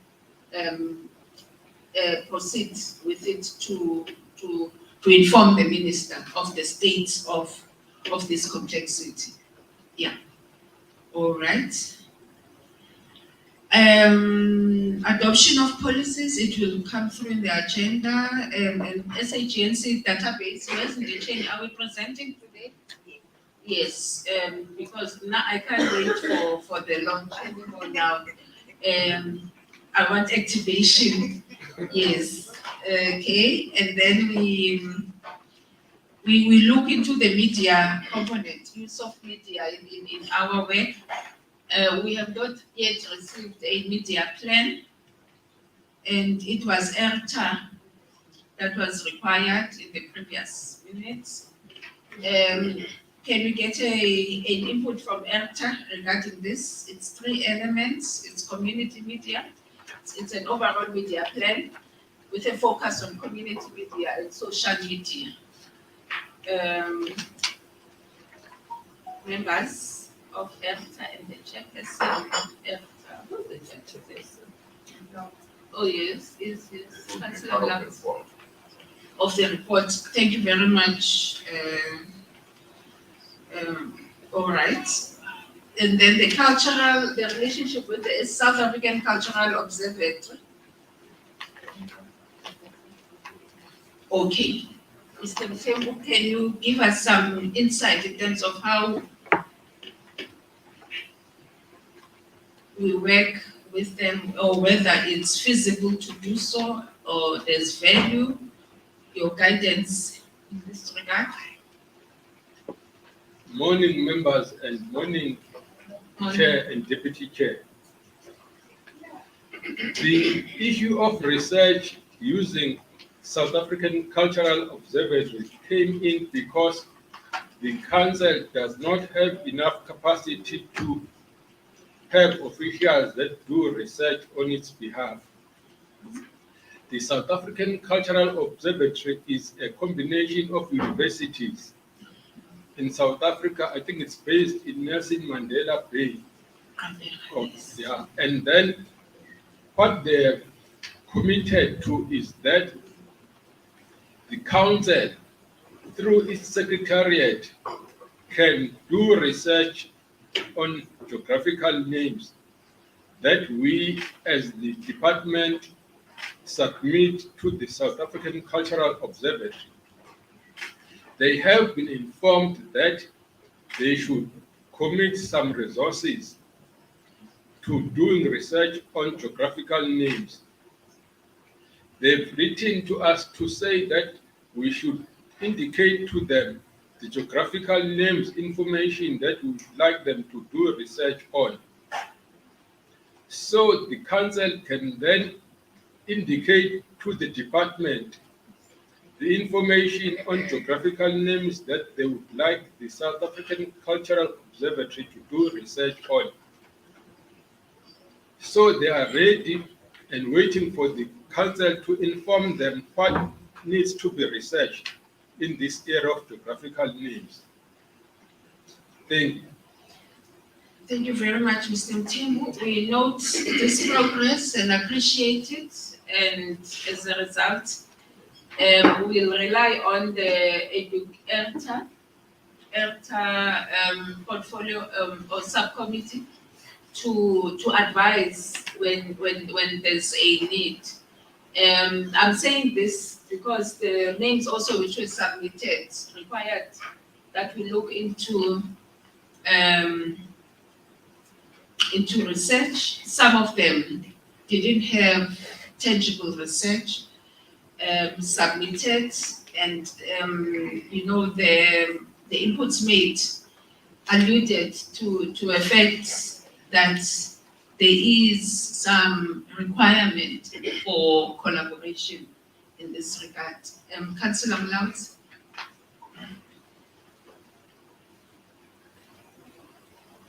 Well, thank you so much. I think it's part of our recommendation where we indicated that at local and provincial level, there has to be that collaboration with, for instance, institutions of higher learning.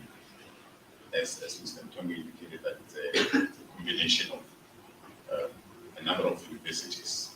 So PGMCs need to forge that relationship so that by the time application forms get to national, then it means research has been undertaken at that level. So the reason why we recommended that there has to be thorough research is because we've identified the gaps that secretariats at provincial level, they need to be capacitated and be assisted with this kind of intervention from institutions of higher learning.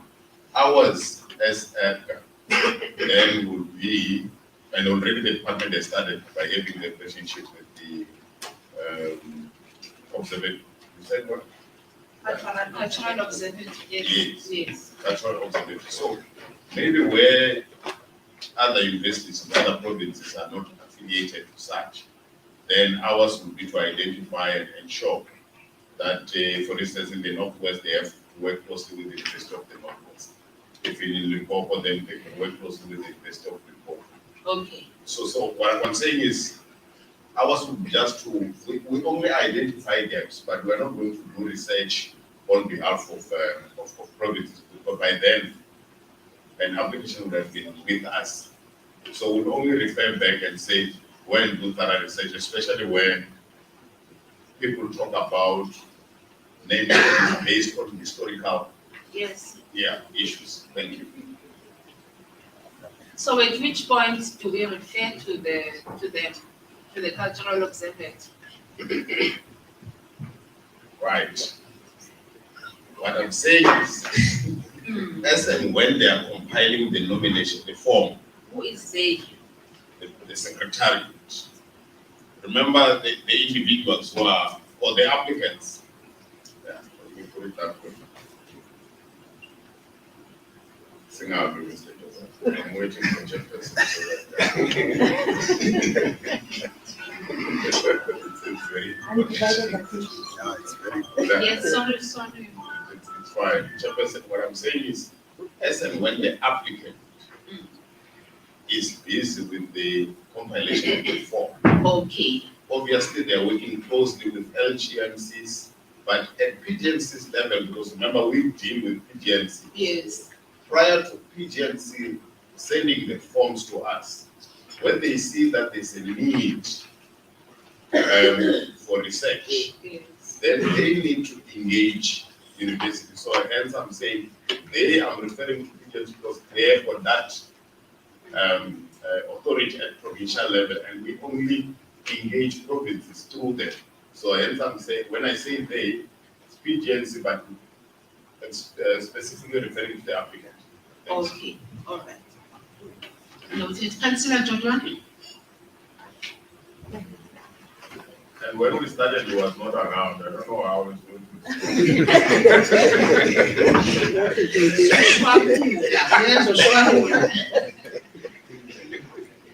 No, Chair, and councillors, I think, the issue of research is very close to my heart. I'm raising this without being there when it was raised. But I think the issue that ERCA must assist us. If members would recall, I made this proposal in Polokwane that ERCA must assist us in developing,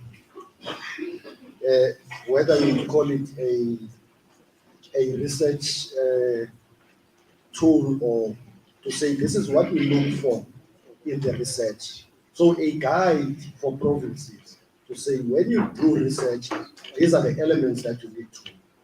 And that should be a standard thing for all provinces, so that each province must is not shooting from the hip when it comes to research. You know, I from the experience that we have, I think many provinces, this issue of research becomes key in everything that we do. So it becomes important that we are assisted in that regard as provinces and as council. And that responsibility must not necessarily be relegated. Where we do not have capacity, we must be able to pronounce what it is that a province must do at the level of research. Thank you. All right. Can I refer to, it's Mr. Mbani?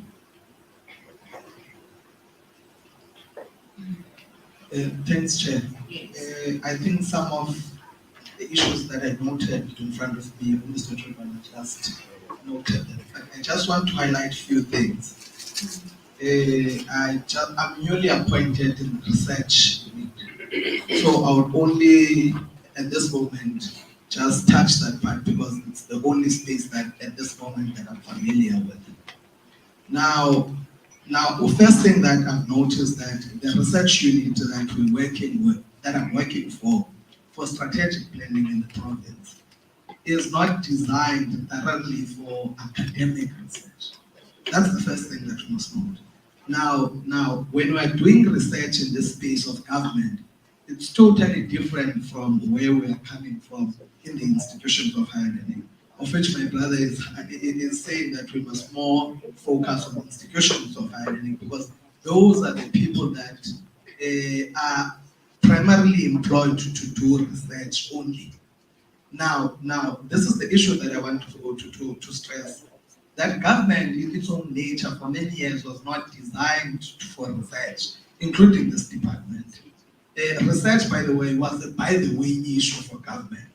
It's only now that we are realizing that research informs innovation, and innovation improves service delivery. And ultimately, our policies are around research.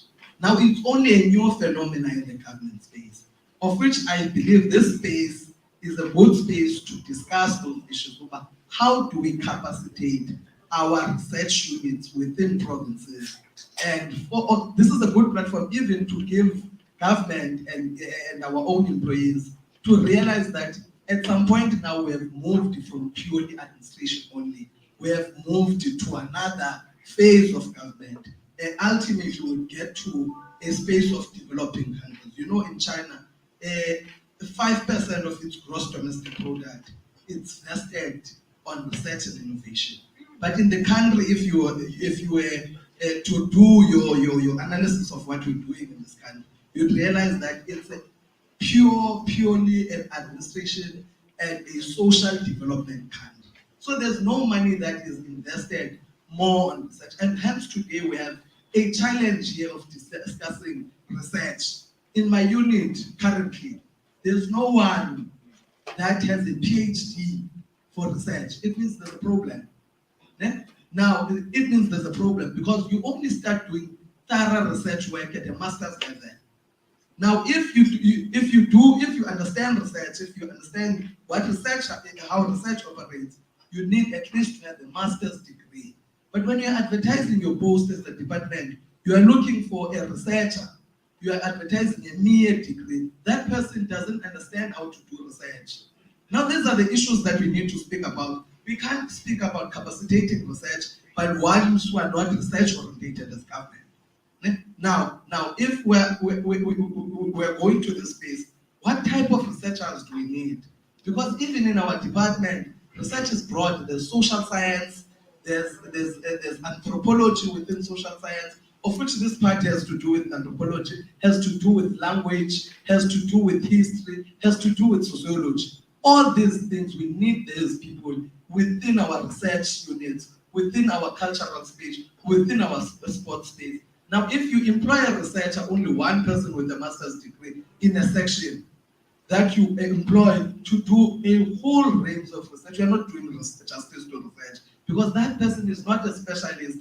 For example, for this social science phenomena, maybe that person comes from a different perspective, but we are just looking for a research. Now, these are the issues that Mr. Jordan and I want us to focus on, and when we're dealing about research in this space, to consider what type of researchers that we're looking for, because we can't rely on universities all the time, because universities, they have their own research work that they intend to do. We need to capacitate ourselves so that we can have good researchers that are going to support this is the PGNC. And even here now that I'm here, I'm getting a picture and an understanding of what you are doing at a research level. Thanks, ma'am. Thank you, Mr. Mbane. Am I right? Can you spell it for me, please? Spell MBA. Mba. Oh, Mba. Already got right. It is. Yeah, also I'm grateful, Chair. Yes, I don't want to miss a new member. Yes, with so much contribution. Chairperson of ELTA, we want to respond to the element of research. Yeah, and 3 seconds. All right. Okay. Thank you so much for the contribution. There are 2 things. We have got the application form. Yes. And it's self-explanatory on the elements that we need basic research. I indicated that with institutions of higher learning, I said there are some of the name changes that reference is made to historical facts. Yes. That's where institutions of learning, higher learning now will be needed. So, and I'm happy we'll develop those basic things that are needed for the application. Thank you so much. All right. Thank you very much. Can I request colleagues that we've taken care of all of the matters arising. We'll take a tea break quickly and drink the tea here because Councillor Moshala is ready to take the second session, and we manage time going forward. It's only that this for us also had many outstanding and recurring issues. I'm handing over to my deputy chair now. We are giving you 5 minutes to take the tea and have it inside so that we can manage the rest of the day. It's going to be a long meeting, long haul. Yes, thank you. Thank you, colleagues. Please take tea outside, and then we proceed. Yeah.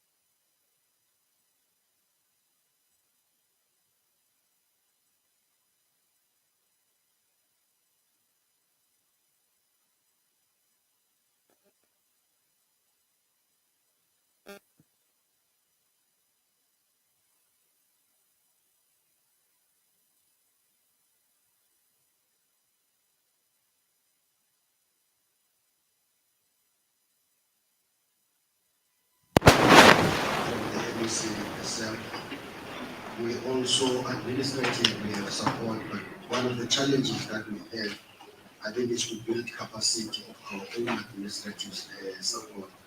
Chairperson, I thought that let's, in terms of the framework that we were given, we are responding to that. One thing that probably I have not mentioned, I still have to, I think that the province is in terms of ratings.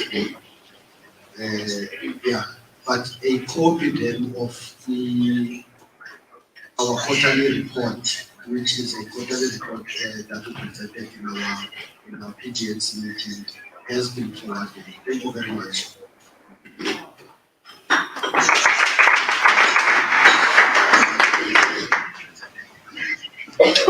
Thanks,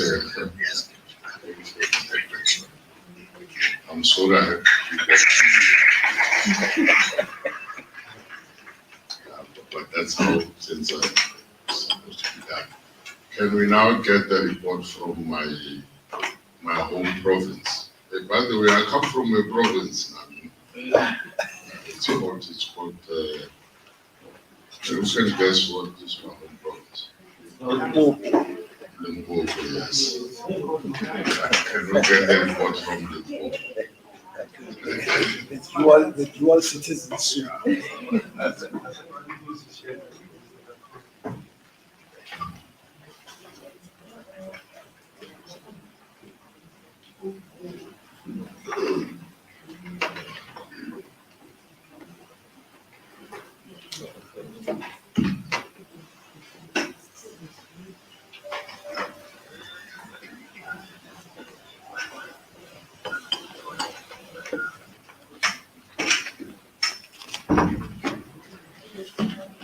Thank you very much, Chairperson of the session. We are reporting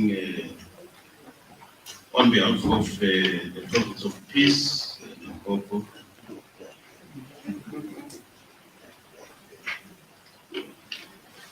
We have not really had a quarterly meeting during the period review because of financial constraints.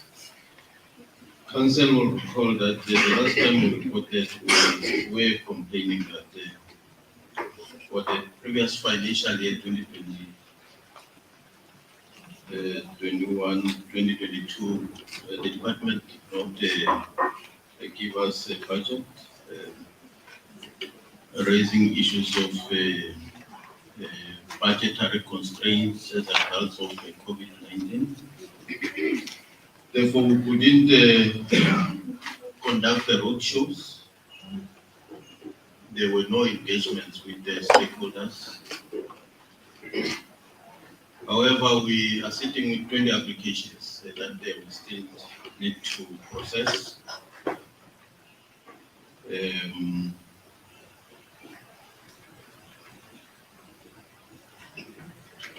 We only have one local municipality that has established its local geographical names committee, that is Polokwane, the only seat in Limpopo. In terms of support from the department, we do really receive adequate support in terms of human resource.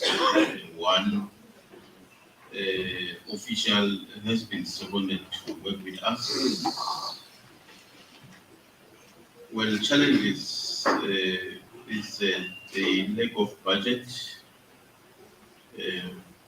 from the previous financial year that has impacted on the work that we should be doing, because for the department to release our budget for this current financial year, we need to submit specific documents like your annual report, your annual business plan, and the audited annual financial statements.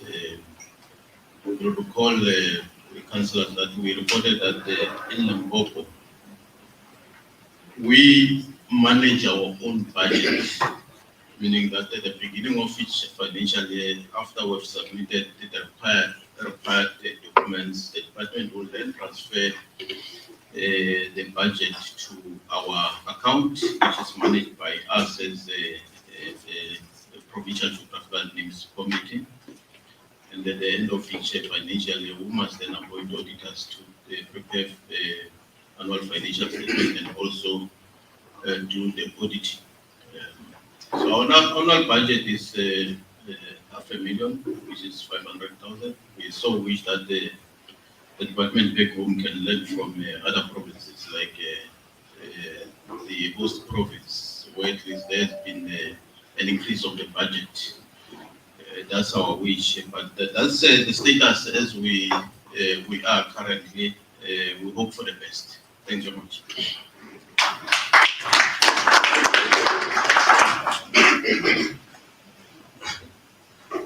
I don't know which is far more important in preventing COVID. This gentleman is doing or wearing a mask. No, I mean, I need to know.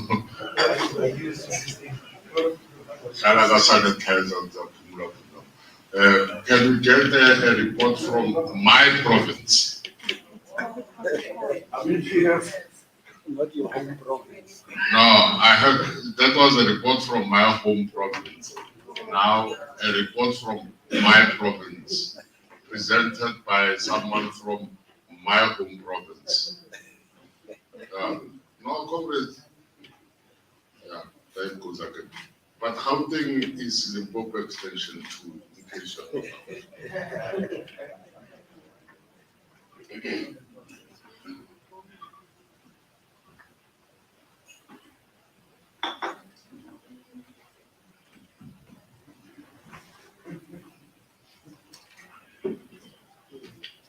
Molweni, greetings once again.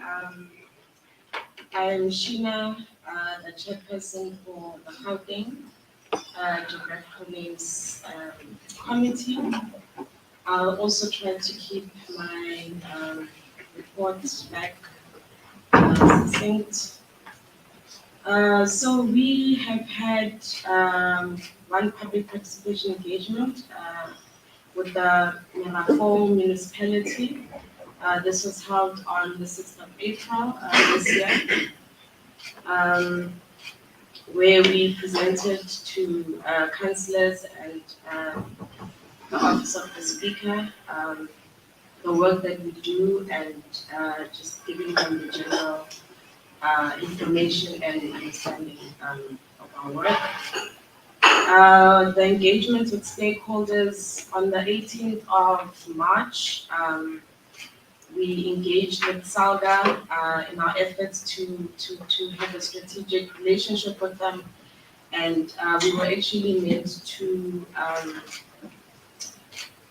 be put in their program for induction of councillors. Unfortunately, with the treasury issues that arose, those dates were then moved, so we are yet to be put into their program so that we are able to induct the new councillors, relatively new councillors, with geographical names committee work.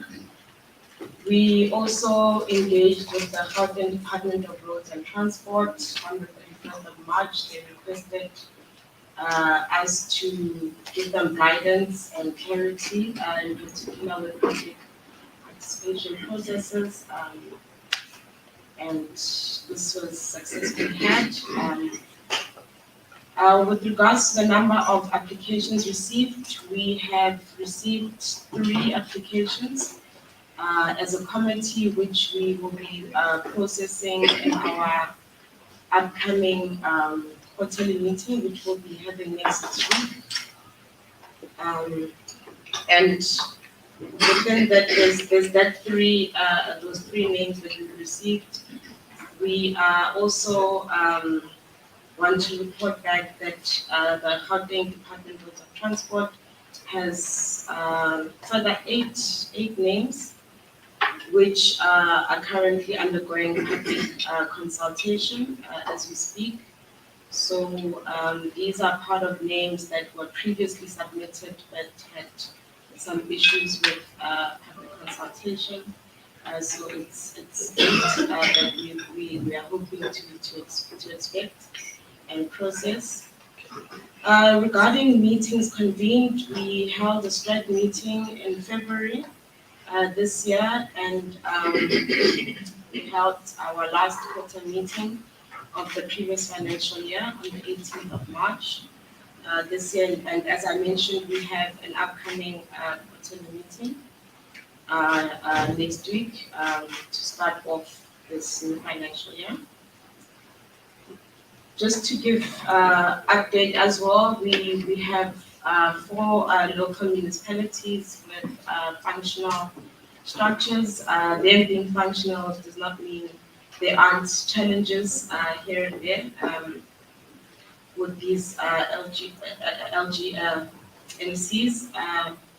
However, then we have the further challenge that we still have non-functioning LGMCs for the Western District, which is of the same district where we had the public participation in the reform that I mentioned earlier on. So we hope that our presence and guidance in that meeting, in that campaign that we held, will further facilitate processes of an agency actually being established. Just focusing more on the challenges, we have had a challenge, partly due to the still suffering from the hiccups of COVID and so forth, but there has been a low submission of names received. It's something that we are working on, and something I mentioned, I think, in our previous meeting of council, is that we actually do have capacity constraints. In that sense, we have one secretariat, and there's a bit of challenges there that we're having, in particular with fulfilling the action items of our communication strategy, which we had developed in the previous financial year. And yeah, I think that will be us and our report back. We do also have, we've been generously given a budget of 1.5 million. Oh. 5 million? No, not 5. I think council. But thank you. And we have submitted our report as according to the template that was given.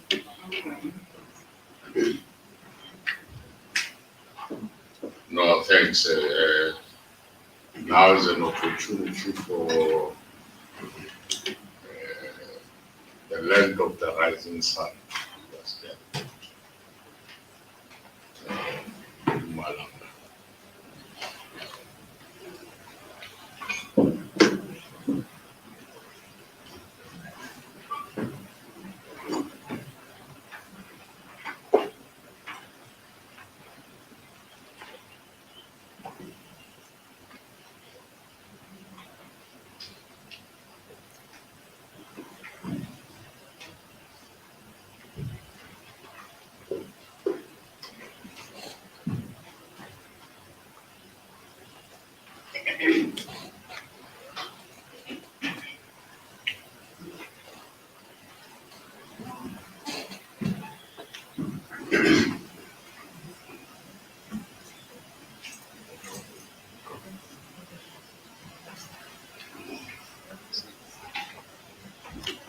Thank you very much, Chairperson.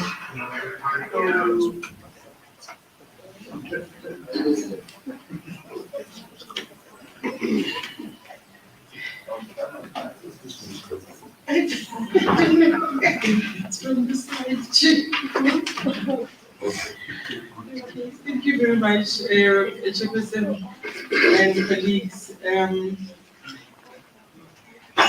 This is a report from Mpumalanga.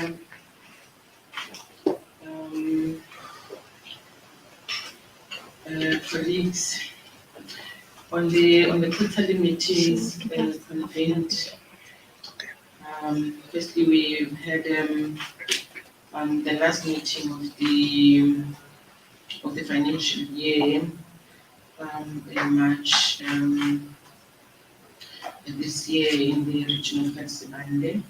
And we've had the recent one beginning of the financial year on the 14th and the 15th of June in Malahlen. And the road shows, Chair, we've not had road shows so far, but we have road shows that are planned to take place for the second quarter. And there's a plan also to engage that is going to take place to engage all LGNCs from the municipalities on the work that we do in the province. And we have 3 regions. The first one is going to be on the 28th of June, which is next week on Tuesday. And then the following one is going to be on the 4th, and the last one is going to be on the 6th.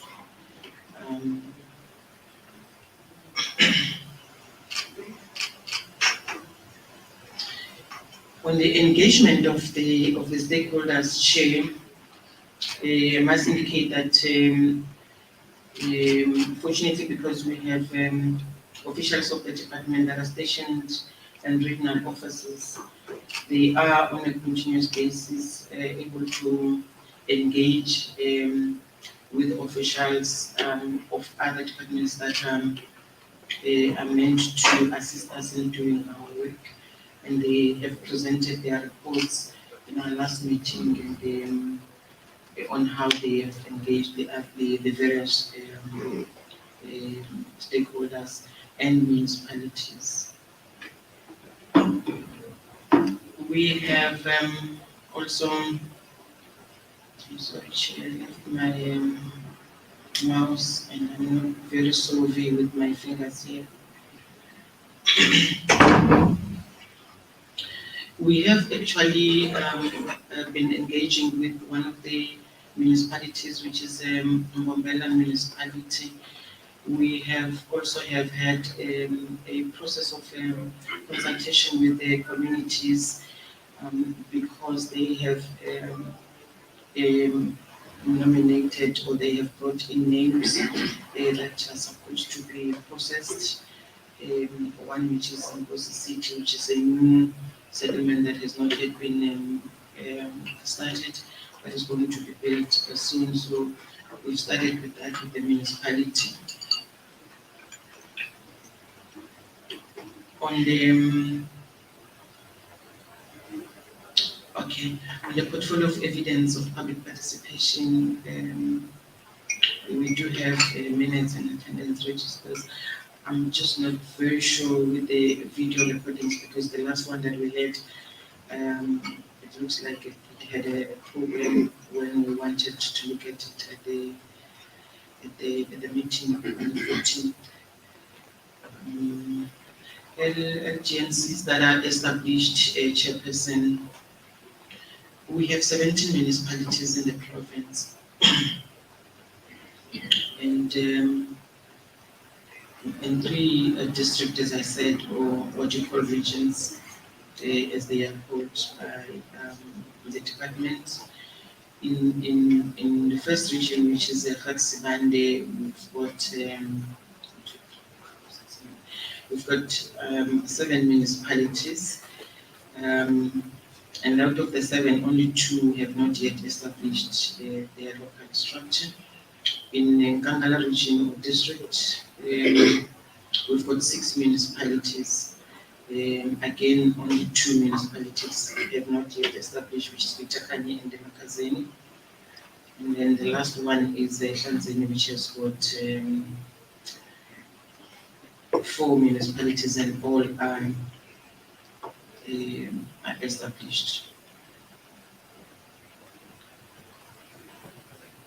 On the challenges and recommendations that we have as a province, we've had like all other,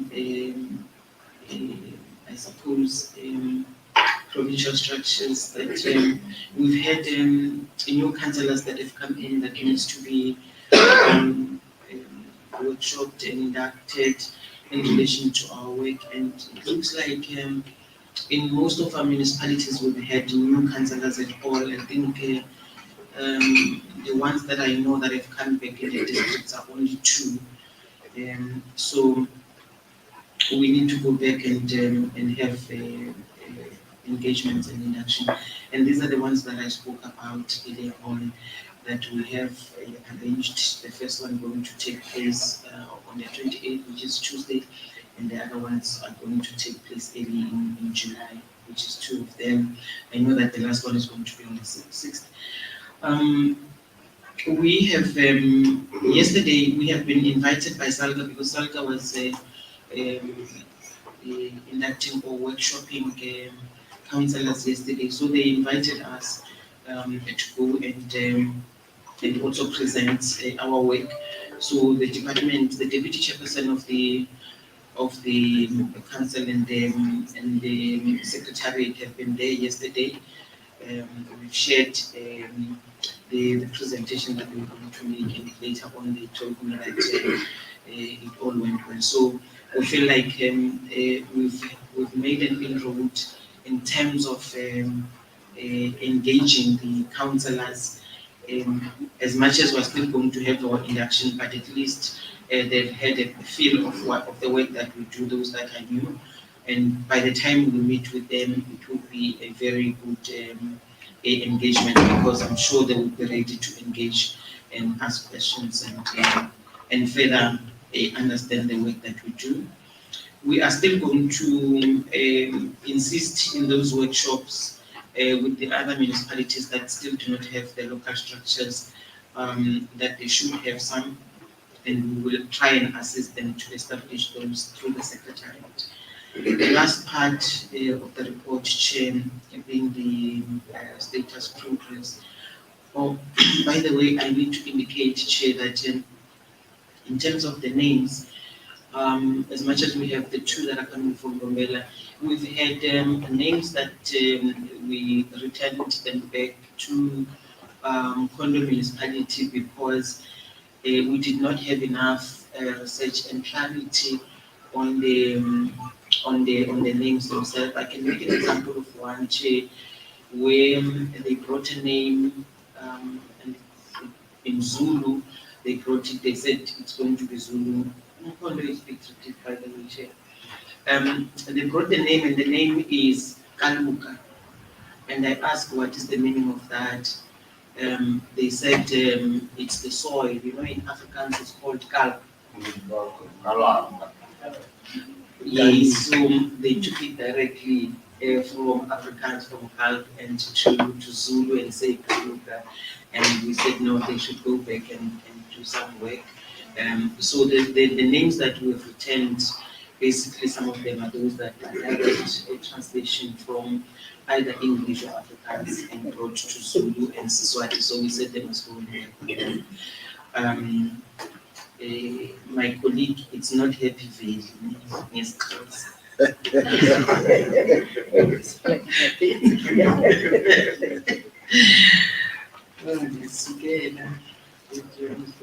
so the progress report shows that, as I was saying, that the department has been invited to an induction of municipal MMC. So the department is going to help us in those workshops that we've convened, and that the local structures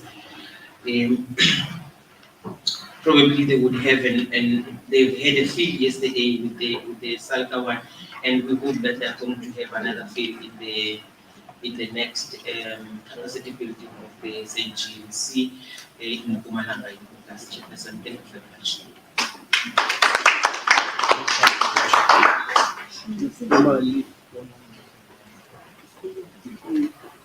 No, quite true. You know, I remember an almost similar incident And I think I was explaining those two colleagues at some stage, where we're considering the name change of Kronstadt. And after I had fought fiercely that the name changed from Kronstadt to Maukeng, and then it became transparent that Maukeng exists as a name for a feature in Japan. And so as part of Ungweken, we are not allowed to duplicate names. So Maukeng fell off. And then we asked for a second name, and then they said, came back and said Mukaga. Mukaga is a direct translation from Guruon to Sesotho. The Guruon in Sesotho is called Mukaga.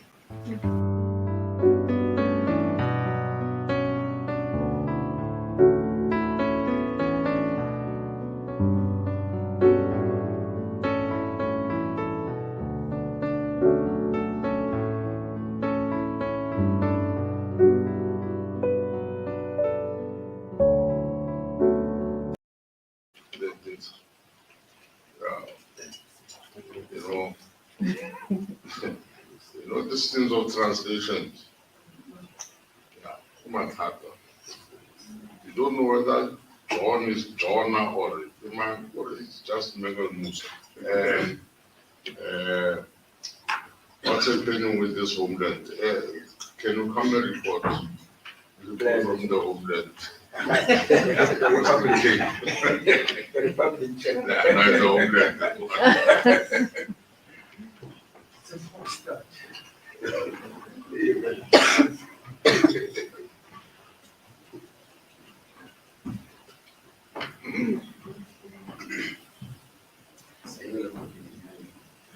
Yeah, big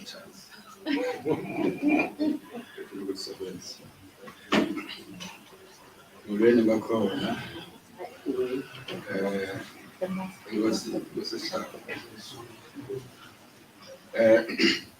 colleagues, this is the report from the Western Cape.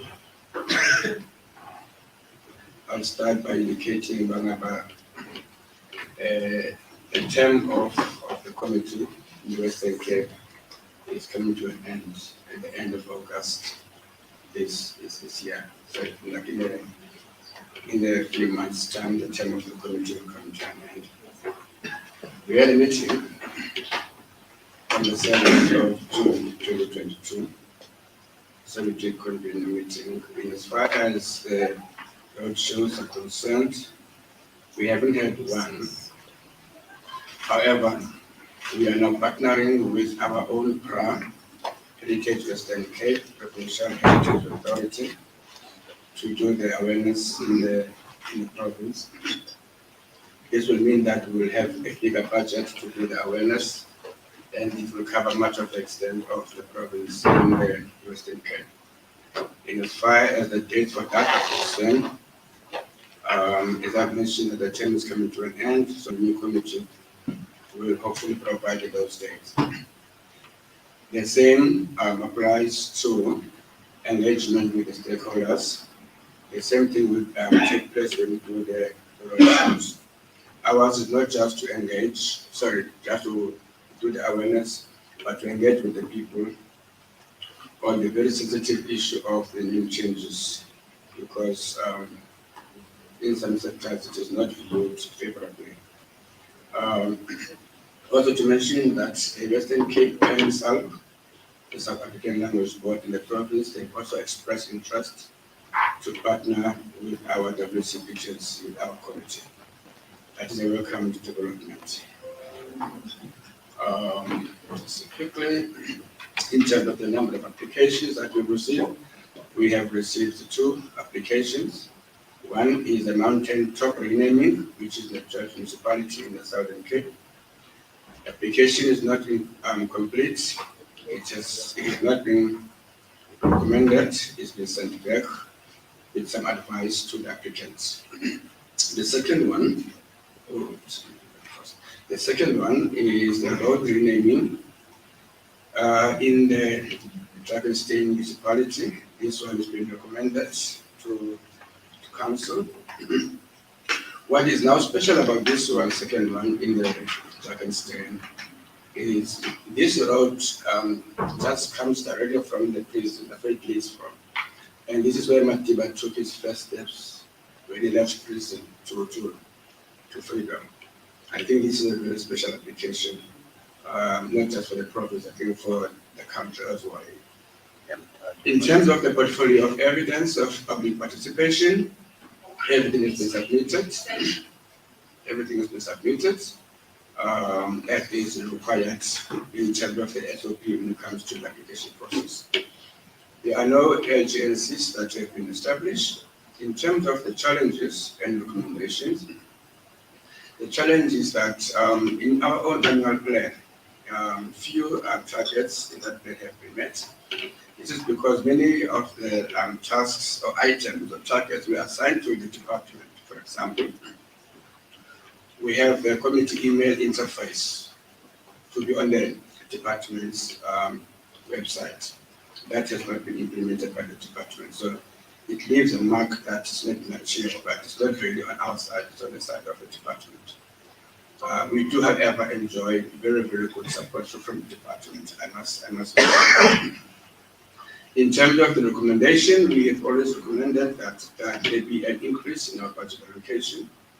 When I hear of the budget allocation of 1.5 million and $900,000, okay. Maybe not one day we'll get there.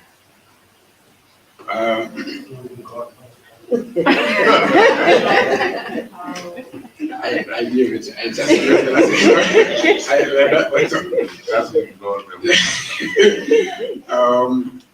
a further recommendation is that we ask the department to implement the tasks that are assigned to it in the annual plan. And lastly, that the planned awareness workshops or roadshows that they be rolled out in the new plan, which will be the new committee. Now, in terms of the last one, the status of progress is the application that was sent back, which was sent back to the applicant for advice, basically for public consultation, which was missing the application. And then in the budget side, the department has undertaken to implement the tasks that are assigned to it. And we are thankful for that. We don't know then what the budget will be for the new committee. That concludes the report from the Western Cape. Thank you, Mr. Chair.